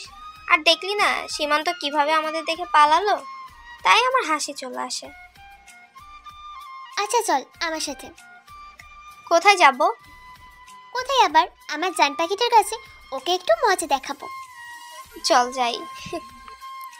এইদিকে আমি ক্লাসে এসে বসে আছি আর বন্ধুদের সাথে গল্প করছি, কারণ বাইরে যাওয়া যাবে না। বাইরে আমার জম ঘুরতেছে, গেলেই বিপদ। তার চাইতে এখানে বসে থাকা অনেক ভালো। আমি বন্ধুদের সাথে কথা বলছিলাম, এমন সময় দেখি রুহি আপু আসছে আমার কাছে আর এসেই আমাকে বলল, সীমান্ত তাড়াতাড়ি আমার সাথে আসো। কেন আপু, কি হয়েছে? নিধি মাথা ঘুরে পড়ে গেছে, আমরা ওকে উপরে খালি ক্লাসরুমে শুয়ে রাখছি, তুমি আসো আমার সাথে। আমি এই কথা শোনার সাথে সাথে আপুকে বললাম, কখন হলো এমন, চলেন তাড়াতাড়ি। খুব অস্থির হয়ে বললাম, চলো। এই কথা বলে আমি আর রুহি আপু যেতে লাগলাম। রুহি আপু আমার আগে আর আমি তার পিছনে। তারপর আপু আমাকে নিয়ে দোতলায় একটা রুমে নিয়ে গেল আর বলল, তুমি ভেতরে যাও, আমি গিয়ে স্যারকে ডেকে আনি। আচ্ছা তাড়াতাড়ি যান। আমি রুমের ভিতরে গিয়ে দেখি নিধি একটা টেবিলের উপর শুয়ে আছে। আর আমি আপুর কাছে যেতেই কে যেন বাহির থেকে দরজা বন্ধ করে দিল। আমি দরজার কাছে গিয়ে দরজা ধাক্কা দিলাম খোলার জন্য, কিন্তু এ তো বাহির থেকে বন্ধ। তখন পিছনে তাকিয়ে দেখি নিধি আমার দিকে তাকিয়ে হাসছে আর আমাকে বলে, কি মিস্টার সীমান্ত, দরজা খোলো না। আপু আপনি না অসুস্থ? অসুস্থ ছিলাম, কিন্তু ডক্টর এসে গেছে, এখন সুস্থ। কে ডাক্তার আর কোথায় ডাক্তার? এই তো আমার সামনে দাঁড়িয়ে তুমি। আর তুমি তো আমার ডক্টর, ভালোবাসার ডক্টর। আপু এগুলা কি বলছেন আপনি? আর দরজা খুলতে বলুন, আমি ক্লাসে যাব, আমার ক্লাস আছে। ক্লাসই তো যাবেই তুমি। আগে আমার ক্লাসটা করে নি, তারপর তোমার যেখানে খুশি যাও। এই কথা বলে নিধি আমার কাছে আসতে লাগলো আর আমি তাকে পিছাতে পিছাতে বললাম, সামনে আসবেন না বলে দিলাম, কিছু করবেন না আমার সাথে। আমি আপনাকে ভালোবাসি না, তাহলে কেন করছেন এমন? ভালোবাসা কিভাবে আদায় করতে হয় নিধিতা ভালো করে জানে। আর কালকে যেন কি বলেছিলাম মনে নেই যে আজকে তোমাকে দেখে নিব। আর সকালেও আমার কথা তুমি শোনো নাই, এই শাস্তি তোমাকে পেতেই হবে। এই কথা বলে নিধি আমার একেবারে কাছে চলে আসে। এত কাছে আসায় নিধির প্রতিটা নিঃশ্বাস আমার মুখে পড়ছিল, যা আমার কাছে কেমন লাগতেছিল। তখন আমি নিধিকে বললাম, প্লিজ কিছুই করবেন না, মানুষ দেখলে খারাপ ভাববে, যেতে দিন আমায়, না হলে। আর কিছু বলতে দিল না, তার আগেই আমার মুখ বন্ধ করে দিল তার মিষ্টি ঠোঁট দিয়ে। প্রথমে আমি তাকে বাধা দেওয়ার চেষ্টা করলেও পরে আমার কি হলো নিজেও জানি না। একসময় আমিও তার ডাকে সাড়া দিতে থাকি আর সে আমার রেসপন্স পেয়ে যেন আরো পাগল হয়ে যায়। আমরা এইভাবে আরো কতক্ষণ ছিলাম জানি না, কিন্তু নিধি যখন আমায় ছাড়লো তখন আমার দম যায় যায় অবস্থা। আমি শ্বাস নিতে নিতে নিধির দিকে তাকিয়ে দেখি তার চোখে মুখে কেন যেন এক তৃপ্তির হাসি ফুটে আছে। আমি তাকে তখন বললাম, এবার দরজাটা খুলতে বলুন, আমি ক্লাসে যাব। নিধি তখন রুহিকে বলল, রুহি দরজা খুলে দে, আমার কাজ শেষ। এই কথা বলতেই দেখি দরজা খুলে গেল, আর তখন দিলাম এক দৌড়। আমার দৌড় দেখে নিধি হাসতে হাসতে বলে, আজ বাড়িতে যাও, তোমার জন্য বড় একটা সারপ্রাইজ অপেক্ষা করছে। আমি আর কিছু না বলে বাইরে চলে আসি। তারপর আর আমি বাইরে বেরই হই নাই, আর এভাবেই বাকি ক্লাস করে ছুটি হলে বাসায় চলে আসি। কিন্তু আমি কল্পনাও করতে পারি নাই যে আমার জন্য বাড়িতে এত বড় একটা সারপ্রাইজ অপেক্ষা করছে। আমি বাড়িতে আসতেই দেখি আমার ছোট বোন। ভাইয়া হাঁ কর, আমি তোকে মিষ্টি খাইয়ে দিই। বলি আমি মিষ্টি খাইয়ে দিলাম। আমি মিষ্টিটা খেয়ে ওকে বললাম, কিরে বাড়িতে কোনো খুশির খবর আছে নাকি যে মিষ্টি খাওয়ানো হচ্ছে? আছে, কিন্তু আমি তোমাকে বলতে পারবো না, নিষেধ আছে। আম্মু বলবে তোমাকে। কেন, তোর কি বিয়ে ঠিক হয়েছে নাকি যে তোর বলতে লজ্জা লাগে যে আম্মু এসে বলবে? আমার না, তোর বিয়ে ঠিক হয়েছে। আচ্ছা এত ভালো খবর, তাহলে তুই যা গিয়ে রেডি হতে থাক, আমার বিয়েতে যাবি না? আমি জানি যে আমার বোন আমার সাথে প্রায়শই দুষ্টুমি করে, এইটা ওইটা বলে বেড়ায়, তাই আমি ওর কথাটার কোনো মূল্য না দিয়ে আমার রুমে চলে আসলাম। তারপর ফ্রেশ হয়ে নিচে গিয়ে আম্মুকে বললাম, আম্মু খুব ক্ষুধা লাগছে, তাড়াতাড়ি খেতে দাও। একটু অপেক্ষা কর, আমি খাবার দিচ্ছি। তারপর আম্মু আমাকে খাবার দিল। আমি খাবার খাচ্ছি আর একটা বিষয় খেয়াল করলাম, আম্মুকে আজ একটু অন্যরকম লাগছে। কিন্তু সকালে যখন কলেজে যাই ওই সময় তো সবকিছু ঠিক ছিল, তাহলে এখন কি হলো? তাই আমি আম্মুকে বললাম, আম্মু বাসায় কি কিছু হয়েছে? কেন, বাসায় কিছু হওয়ার কথা ছিল? না মানে বাসায় আসতেই সারা আমাকে মিষ্টি খাওয়ালো। ওকে জিজ্ঞেস করলাম মিষ্টি কেন খাওয়ালো, তখন বললো ওর নাকি বলা নিষেধ। আর এখন তুমিও জানি কেমন করে কথা বলছো, তাই বললাম আর কি। বাসায় কিছু হয়েছে নাকি? বাসায় কি হয়েছে তা তোমার আব্বু আসলেই বলবে। এখন খাবার খেয়ে তোমার রুমে যাও। আমি আর কিছুই বললাম না। সবার ব্যবহার জানি কেমন লাগছে, কেউ এসে মুখে মিষ্টি গুজে দিচ্ছে, আবার কেউ এমনভাবে কথা বলছে যে পেট থেকে মিষ্টি বেরিয়ে আসার উপক্রম। তাই আমি আর কিছু না বলে চুপচাপ খেয়ে রুমে চলে আসি। একটু একটু টেনশন হচ্ছে যে বাসায় কি হলো এইটা ভেবে, আবার নিজেকে এতটুকু সান্ত্বনা দিচ্ছে যে আমি তো কিছু করি নাই, তাহলে আর আমার কি হবে। এভাবে সারাটা দিন চলে গেল। এর ভিতর অবশ্য নিধি 3বার কল দিছিল, কিন্তু আমি রিসিভ করি নাই। রাতে আমার রুমে শুয়ে শুয়ে মোবাইল টিপতেছিলাম, এমন সময় আমার বোন সারা এসে বলল, ভাইয়া তোমাকে আব্বু ডাকছে, তার রুমে যেতে। আচ্ছা তুই যা, আমি আসতেছি। এই কথা বলেই সারা চলে গেল, আর আমি আব্বুর রুমে যাচ্ছি আর ভাবছি যে আব্বু কি জানে বলে। তখন আবার আম্মু বলল আব্বু নাকি কি বলবে, আর এসব ভাবতে ভাবতে আব্বুর রুমে চলে আসি। আব্বু আমাকে ডাকছেন? ডাকছি, এখানে বসো, তোমার সাথে আমার কথা আছে। বলেন, আমি শুনতেছি। দেখো, আমি কথা সরাসরি বলতে পছন্দ করি, তাই যা বলবো তুমি সরাসরি উত্তর দিবে। বলেন। তোমাদের সম্পর্ক কতদিন ধরে চলছে? আব্বুর কথা শুনে আমি ঠাস করে মনে হয় আকাশ থেকে পড়লাম। আব্বু কিসের আর কার সম্পর্কে কথা বলছে?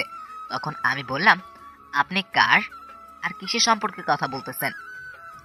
এখন না জানার অভিনয় করো না, আমি তোমার আর নিধির সম্পর্কে কথা বলছি। এখন আমার অবস্থা যায় চাই। আব্বু বলে কি আমার সম্পর্ক, তা আবার আস্থা গুন্ডি আর রংবাজ নিধির সাথে? ইম্পসিবল। তখন আমি বললাম, আব্বু সব মিথ্যা কথা, আপনাকে মনে হয় কেউ মিথ্যা বলছে।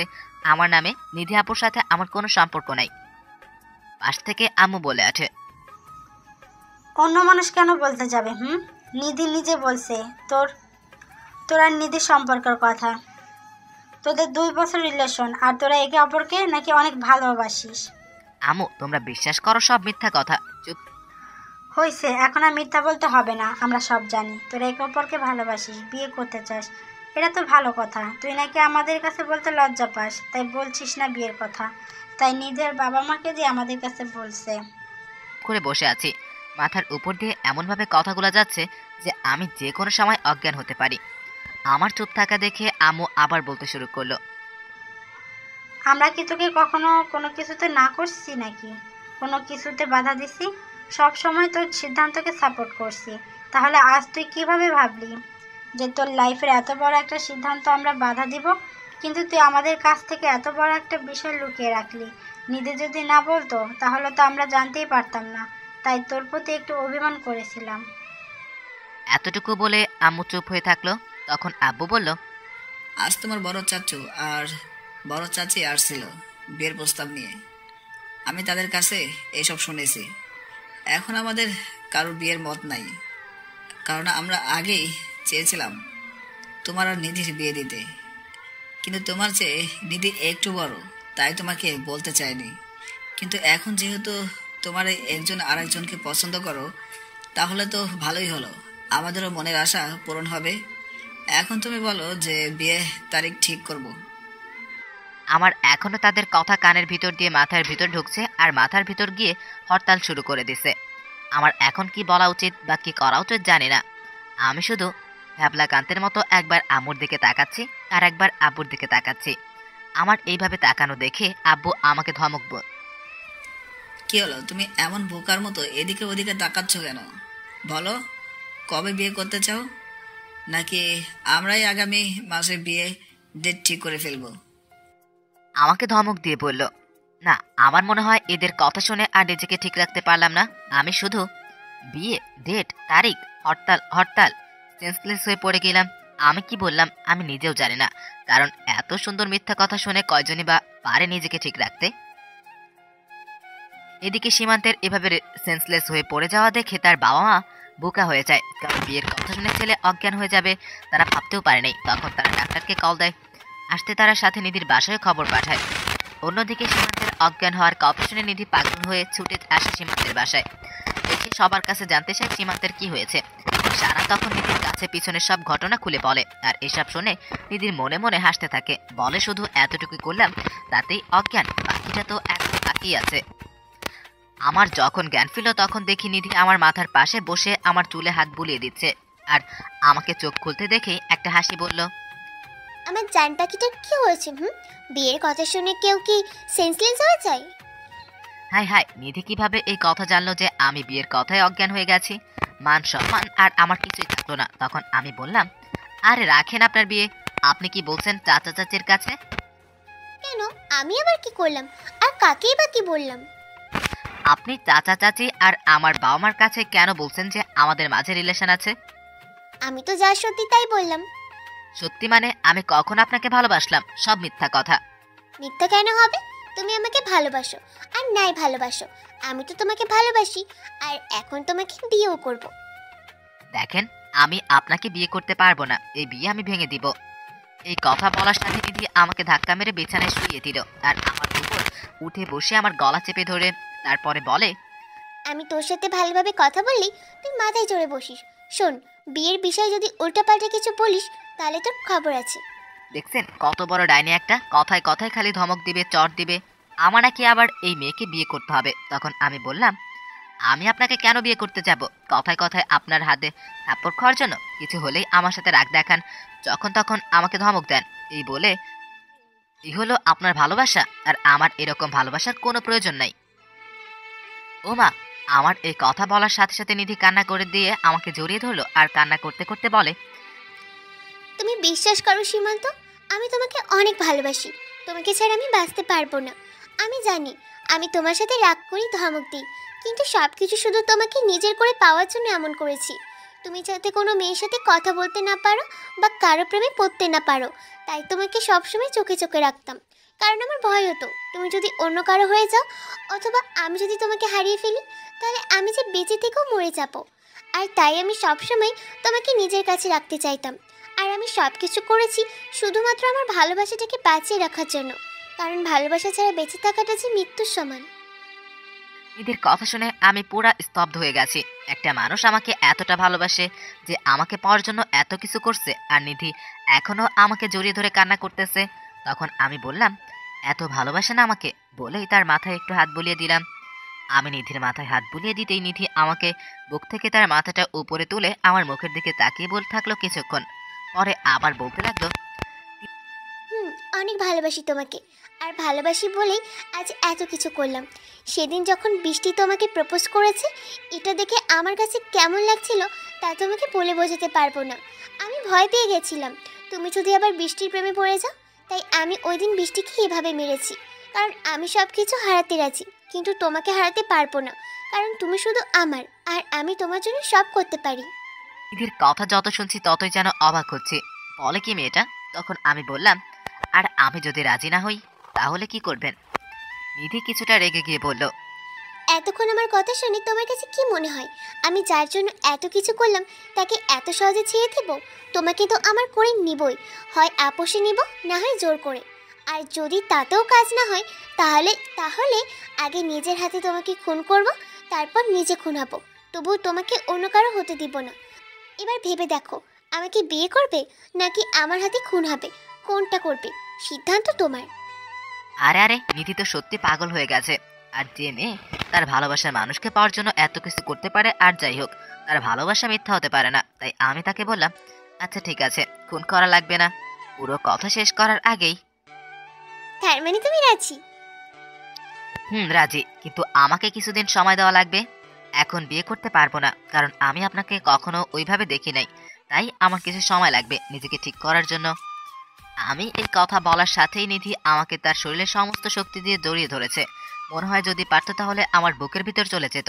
তারপর নিধি বলল, ঠিক আছে, দিলাম তোমাকে সময়, কিন্তু বেশি দিন না, কিন্তু খুব তাড়াতাড়ি আমরা বিয়ে করব।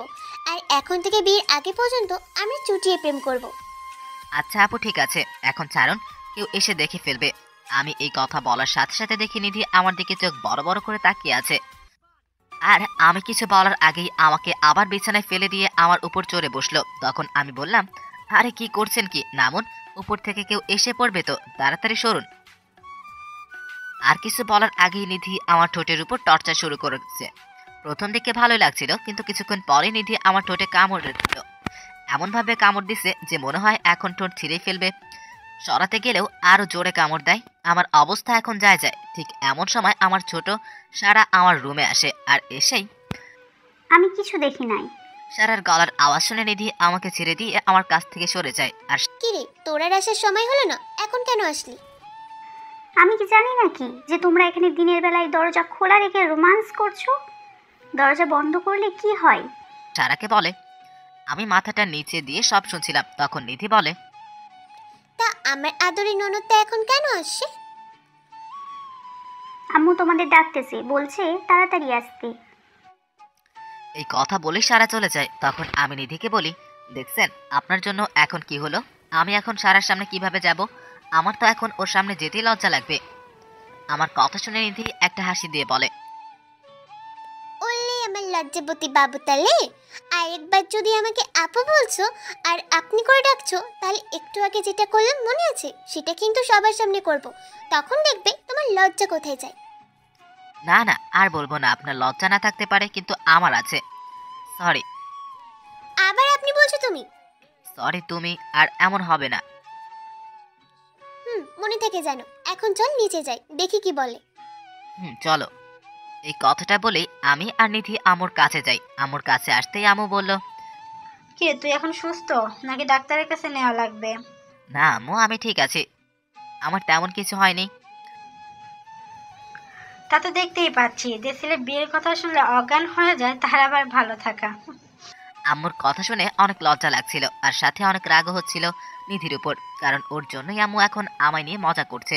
আর পাশে তাকিয়ে দেখি নিধিও মিটমিট করে হাসতেছে।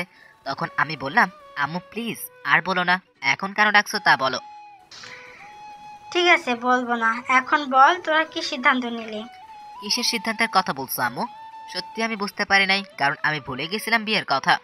আমার এরকম হেয়ালিপাড়া কথা শুনে নিধি পাশ থেকে নিধি বললে, এই তোমার কি মাথাটা গেছে নাকি? মা আমাদের বিয়ের কথা বলছে। কি মেরে বাবা, আম্মুর সামনে কিভাবে নিজের মুখে নিজের বিয়ের কথা বলে, একটু লজ্জা করে না? আর আমার আম্মুকে মুহূর্তে নিজের মা বানিয়ে নিল। মনে মনে বললাম। তখন আমি বললাম, আম্মু আমি এখন কোনো বিয়ে ঠিক করতে পারবো না। ওই কি বললা তুমি? না মানে আম্মু, আমি এখন বিয়েটা করতে চাচ্ছি না, আমার আরো কিছুদিন সময় লাগবে। এটা কি তোদের দুজনের সিদ্ধান্ত? পাশ থেকে নিধি, মা এটা আমাদের দুজনের সিদ্ধান্ত। আসলে ও একটু সময় চাইছে, তাই আমিও রাজি হয়ে গেছি। ঠিক আছে, তোরা যা ভালো মনে করিস, আমরা কিছু বলবো না। আমি তাহলে সবার সাথে কথা বলি যে বিয়ে পরে হবে। ঠিক আছে। নিধি শুনে রাখ, আজ থেকে সীমান্তের সব দায়িত্ব তোর। মা এখন থেকে তোর মানুষ তুই সামলে রাখ, আর আমি এর মাঝে নাই। ঠিক আছে মা, তুমি শুধু আমার জন্য দোয়া করো, তাহলেই হবে। তোদের জন্য তো সবসময় দোয়া করি, তা কি আর বলতে হবে? তোরা ভালো থাকলে আমরা ভালো থাকি। কথা বলেই আম্মু চলে গেল। আর আমি শুধু ভাবছি বিয়ে হলো না, কিছু হলো না, তার আগে আম্মু আমাকে পর করে দিয়ে ওই ডাইনিটার হাতে তুলে দিল। এখন আমার কি হবে একমাত্র আল্লাহই ভালো বলতে পারবে। ঠিক তখনই নিধি বলল, এই যে এত মনোযোগ দিয়ে কি ভাবা হচ্ছে শুনি একটু। না কিছু না, আমি আবার কি ভাববো, জীবনটা মনে হয় এবার তেজপাতা হয়ে যাবে। মনে মনে বললাম কথাটা। আম্মু কি বললো মনে আছে, আজ থেকে তোমার সবকিছুর দায়িত্ব আমার ওপর, আর এখন থেকে আমি যেভাবে বলবো ঠিক সেভাবেই চলবে। যদি একটুও এদিক সেদিক হয় তাহলে মোটেও ভালো হবে না বলে দিলাম। এইটা আবার নতুন কি? আমার তো আগে থেকেই আপনার কথা মতো চলতে হয়। আপনার জ্বালায় কথা একটু শান্তি পাই। কথা শুনে নিধি পুরা তেলে বেগুনে জ্বলে উঠে বলে, কি বলি তুই? আমি তোকে জ্বালাই? কোথাও শান্তি দিই না তোকে, তাই না? ঠিক আছে, তোকে আমি আরো জ্বালাবো, দেখবো তুই কি করতে পারিস। আর একবার যদি তুই আমাকে আপনি করে বলিস তাহলে দেখবি আমি তোকে কি করি, মনে থেকে জানো। কথা বলে নিধি হনহন করে চলে গেল। আর নিধি এখন আমাকে তুমি করে বললেও রাগ উঠলেই তুই করে বলে। আমার অবশ্য খারাপ লাগে না, কারণ আমিও নিধিকে আস্তে আস্তে ভালোবাসতে শুরু করছি। বর্তমানে এভাবেই চলছে আমার জীবন। সকালে নিধির সাথে কলেজে যাওয়া, তারপর আবার তার সাথে ফিরে আসা, কলেজে কোনো মেয়ের দিকে না তাকানো, যেটা আগে আমার উপর এই হুকুম জারি ছিল, এখন আইন আরো কড়াকড়ি হয়েছে। এক কথায় আমার জীবন এখন নিধিময় হয়ে গেছে। ডানে বামে উপরে নিচে যেদিকেই তাকাই শুধু নিধি আর নিধি দেখি। কিন্তু সব থেকে বেশি উপভোগ করি নিধির ভালোবাসাটা, কারণ পাগলিটা আমাকে বড্ড ভালোবাসে, যা কয়েকদিন বেশ ভালোভাবেই বুঝতে পারছি। আর আমিও আমার পাগলিটাকে অনেক ভালোবেসে ফেলেছি। আজ 3 মাস হলো নিধি আমার জীবনটা পুরোপুরিভাবে দখল করে আছে। আমাকে এক মুহূর্তের জন্য চোখের আড়াল করতে চায় না। আজ আমি আর নিধি একসাথে কলেজে যাচ্ছি, কিন্তু রিক্সা দিয়ে। তখন নিধি বলল, সীমান্ত, তুমি আমাকে কতটা ভালোবাসো? নিধির মুখে এমন প্রশ্ন শুনে একটু অবাক হলাম। বলাই যায়, তাই আমি বললাম, কতটা ভালোবাসি তা তোমাকে কেমন করে বুঝবো? ভালোবাসাকে পরিমাপ করা যায় নাকি? প্লিজ তবুও বলো না কতটা ভালোবাসো আমাকে, আমার খুব শুনতে ইচ্ছা করছে, বলো না প্লিজ প্লিজ প্লিজ। মাঝে মাঝে নিধির এই বাচ্চামোগুলো দেখলে খুব হাসি পায়, আবার ভালো লাগে। তখন আমি নিধিকে বললাম, তোমাকে কতটা ভালোবাসি তা হয়তো তোমাকে বলতে পারবো না, কিন্তু কিন্তু এতটুকু বলতে পারি, তোমার কোলে মাথা রেখে আমি আমার জীবনের শেষ সূর্যাস্তটা দেখতে চাই। জীবনের অনেকটা পথ একা হেঁটেছি, কিন্তু আজ থেকে জীবনের বাকিটা পথ তোমার সাথে হাতে হাত রেখে চলতে চাই। যখন তুমি বুড়ি হবে আর তোমার নাতি নাতিনদের সাথে গল্প করবে, তখন আমি তোমার গল্প বলার কারণ হতে চাই। আর যখন আমি হারিয়ে দূর আকাশের তারা হয়ে যাব, তখন আমার যে স্মৃতিগুলো তোমার বেঁচে থাকার শক্তি হবে, আমি সেই স্মৃতিগুলোর কারণ হতে চাই। তোমাকে নিয়ে আরো অনেক কথা আছে যা আমি হয়তো বলে শেষ করতে পারবো না। আর এইগুলা যদি তোমার কাছে ভালোবাসা মনে হয়, তাহলে আমি তোমাকে অনেক ভালোবাসি। আমি কথাগুলো বলে দেখি নিধির 2 চোখ দিয়ে পানি পড়তেছে। তখন আমি বললাম, এই তুমি কান্না করছো কেন? তুমি আমাকে এতটা ভালোবাসবে তা আমি ভাবতেও পারি নাই, তাই তোমার কথা শুনে আনন্দের চোখ দিয়ে পানি চলে আসছে। আর নিধির সাথে কথা বলতে বলতে কলেজে চলে আসি। তখন আমি, হইছে, এখন আর কান্না করতে হবে না, কলেজে চলে আসছি।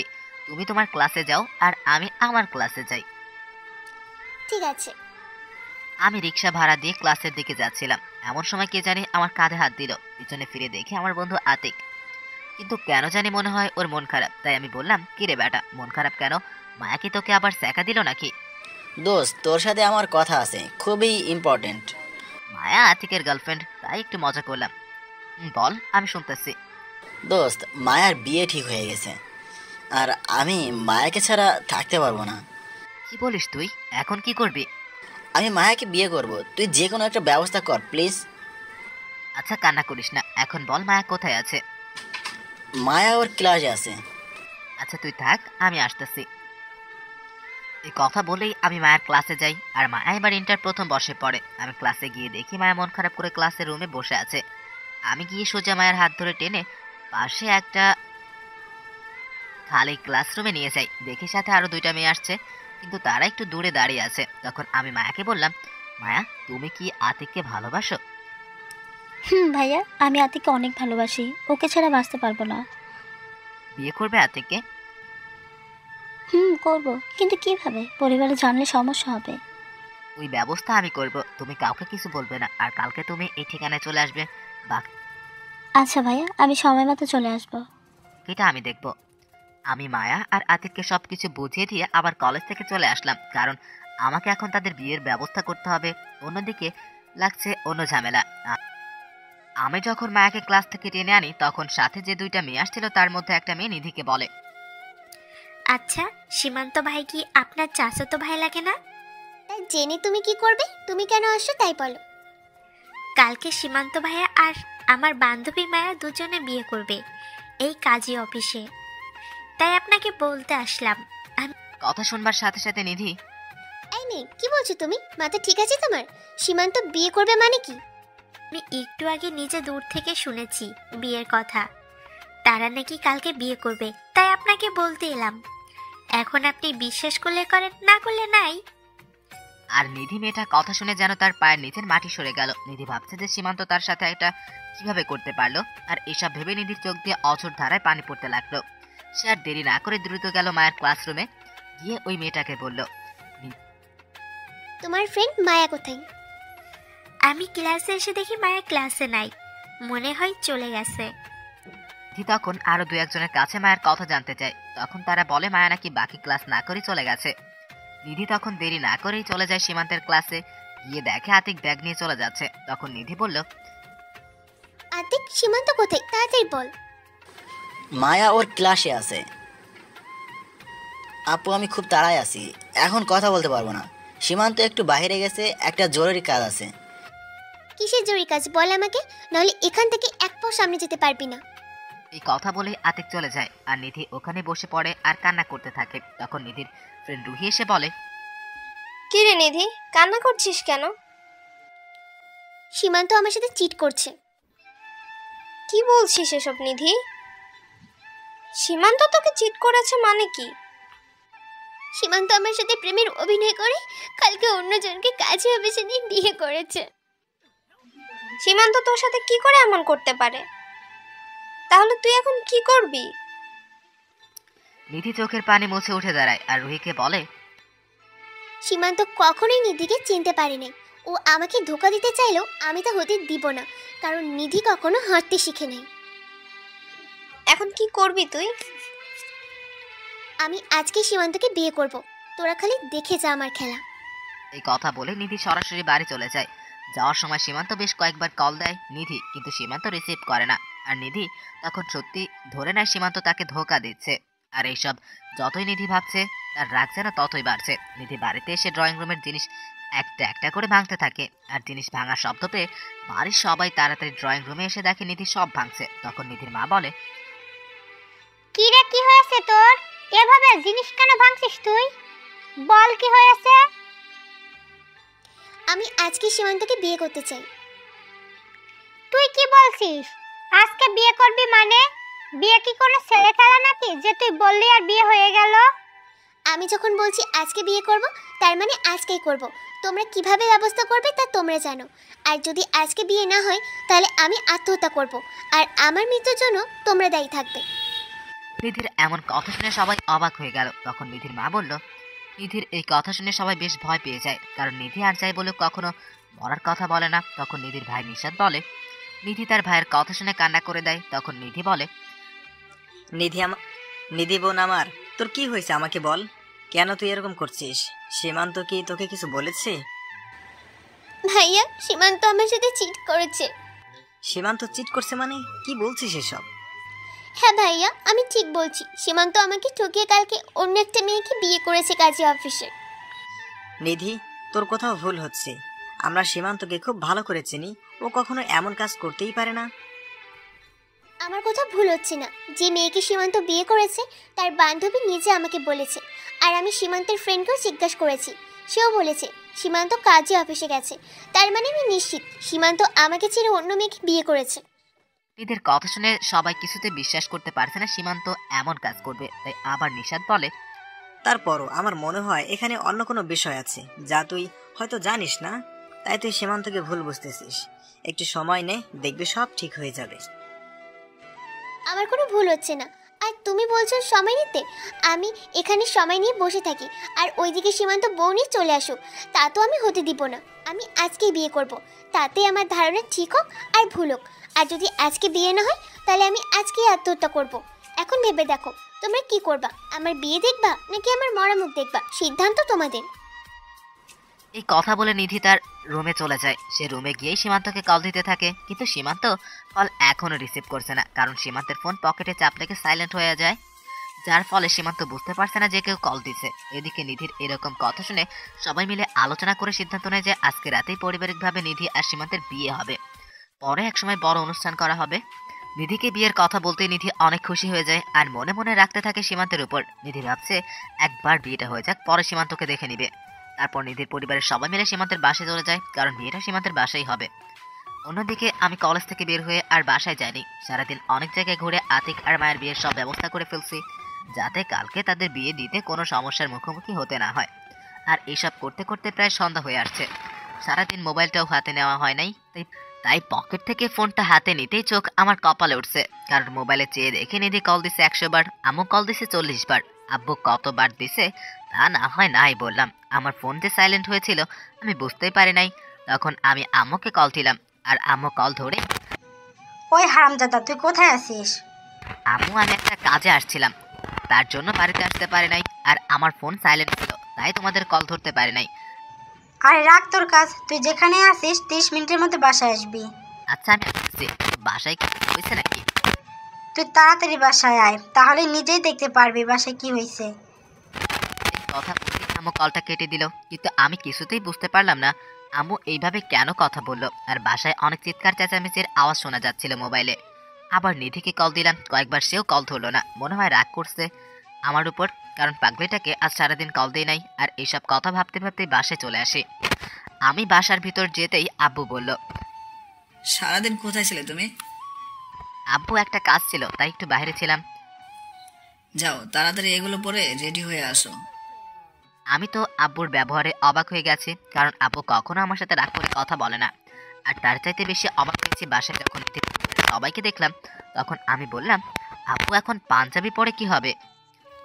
তোমার আর নিধির বিয়ে এখন, বেশি কথা না বলে তাড়াতাড়ি এগুলো পরে রেডি হয়ে চলে আসো, কাজে এখনই চলে আসবে। আমি আর কিছু বলার সাহস পেলাম না, কারণ আব্বু এমনিতেই রেগে আছে, কিন্তু রেগে থাকার কারণটা এখনো আমার অজানা। আর কারো কাছে কিছু জানতে চাইবেও সে ব্যবস্থাও নাই, কারণ সবাই যে যার মতো ব্যস্ত। তাই আর কিছু না বলে চলে গেলাম আমার রুমে। কিন্তু নিধিকে আসার পর থেকে দেখলাম না, কোথায় আছে কে জানে। আমি রেডি হয়ে রুমে বসে আছি, এমন সময় আমার বোন সারা এসে বলল, ভাইয়া নিচে আসো, সবাই তোমার অপেক্ষা করছে। আসতেছে, কিন্তু এগুলা কি হচ্ছে আমাকে একটু বলবি বোন? কি আবার হবে, তোমার বিয়ে হচ্ছে, বাকিটা বিয়ের পর জানতে পারবে। এখন নিচে আসো তাড়াতাড়ি। কি আর করা, গেলাম নিচে। নিচে গিয়ে দেখি কাজী সহ সবাই চলে আসছে। নিধিকেও খুব সুন্দর করে বউ সাজানো হয়েছে, দেখতে একদম ডানাকটি পরীর মতো লাগতেছে। তারপর আমাকেও নিধির পাশে বসানো হলো, কিন্তু একটা বিষয় খেয়াল করলাম, আমি নিধির দিকে 2-3 বার তাকালেও নিধি আমার দিকে সেভাবে তাকায়নি। আর নিধির চেহারা দেখে স্পষ্ট বোঝা যাচ্ছে যে নিধি কোনো বিষয়ে রেগে আছে, কারণ নিধির চেহারায় তখন রাগটা স্পষ্ট ভেসে উঠেছে। কিছুক্ষণ পর কাজী আমাদের বিয়ের কাজ শুরু করলো। তখন কাজী সাহেব আমাকে কবুল বলার জন্য বলে, আমি একটু সময় নিয়ে কবুল বলে দিলাম। তখন কাজী সাহেব নিধিকে বলে কবুল বলতে, আর নিধির সাথে সাথে কবুল বলে দেয়। মনে হয় কবুল বলার জন্য কোনো কবুল প্রতিযোগিতায় উঠেছে, যে তাড়াতাড়ি বললে জিতে যাবে। তারপর আমাদের বিয়ে সম্পূর্ণ হয়ে গেল। আমাদের বিয়ের পরে বাইরে থেকে যারা আসছিল তারা খাওয়া দাওয়া করে চলে গেল। আর এতক্ষণ সময় আমি আর নিধি একসাথে বসেছিলাম, কিন্তু নিধি আমার সাথে কোনো কথাই বলেনি। আমি ওর দিকে তাকালি, রাগে চোখে আমার দিকে তাকাই, তাই আমিও ভয় কিছু বলতে পারি নাই। সবাই চলে যাওয়ার এখন শুধু আমাদের বাসায় নিধির পরিবারের লোকজন ছাড়া আর কেউ নাই। আর তখন আমার আব্বু বলে, এই তোমরা সবাই এখানে আসো, এখন সীমান্তে বিচার হবে। আমার বিচারের কথা শুনে সোফায় বসা ছিলাম, সেখান থেকে লাফ মেরে দাঁড়িয়ে গেলাম আর বললাম, আমার বিচার মানে কি করছি আমি যে আমার বিচার করবেন? আশেপাশ থেকে আম্মু বলল, তুই মনে হয় জানিস না তুই কি করছিস। তোমার যদি না বলো তাহলে আমি কি করে জানবো যে আমি কি করছি? আর আমার জানা মতে এমন কিছু আমি করি নাই যার জন্য তোমরা আমার বিচার করবা। আমার এইভাবে কথা বলা দেখে আব্বু বলল, তুমি কালকে কোন মেয়েটাকে কাজে অফিসে নিয়ে বিয়ে করতে চাইছো? তোমার সাথে নিধির বিয়ে ঠিক হয়ে আছে, তারপরও তুমি কিভাবে এমন একটা কাজ করতে পারলা? তুমি না নিধিকে ভালোবাসো? আমি তো আব্বুর কথা শুনে ঠাস করে মনে হয় আকাশ থেকে মাটিতে পড়লাম। আমি আবার কোন মেয়েকে বিয়ে করতে যাব? তখন আমি বললাম, এসব মিথ্যা কথা, কে বলেছে এসব আপনাকে? মিথ্যা কথা কেন হবে? নিধি নিজে আমাদের কাছে বলছে। আব্বুর কথা শুনে আমি নিধির দিকে তাকায় দেখি নিধি কান্না করতেছে। তখন আমি নিধিকে বলি, নিধি তুমি এগুলা কি বলছো? আমি কাল বিয়ে করছি মানে? আর তুমি এই খবর কোথায় শুনলা? তুমি যাকে বিয়ে করবে তার বান্ধবী নিজে আমাকে বলেছে। আর আমি তোমার বন্ধু আতিককেও জিজ্ঞাসা করেছি, সেও বলল তুমি কাজে অফিসে গেছো কি কাজ করতে। তার মানে তুমি কালকে বিয়ে করতে এটা নিশ্চিত?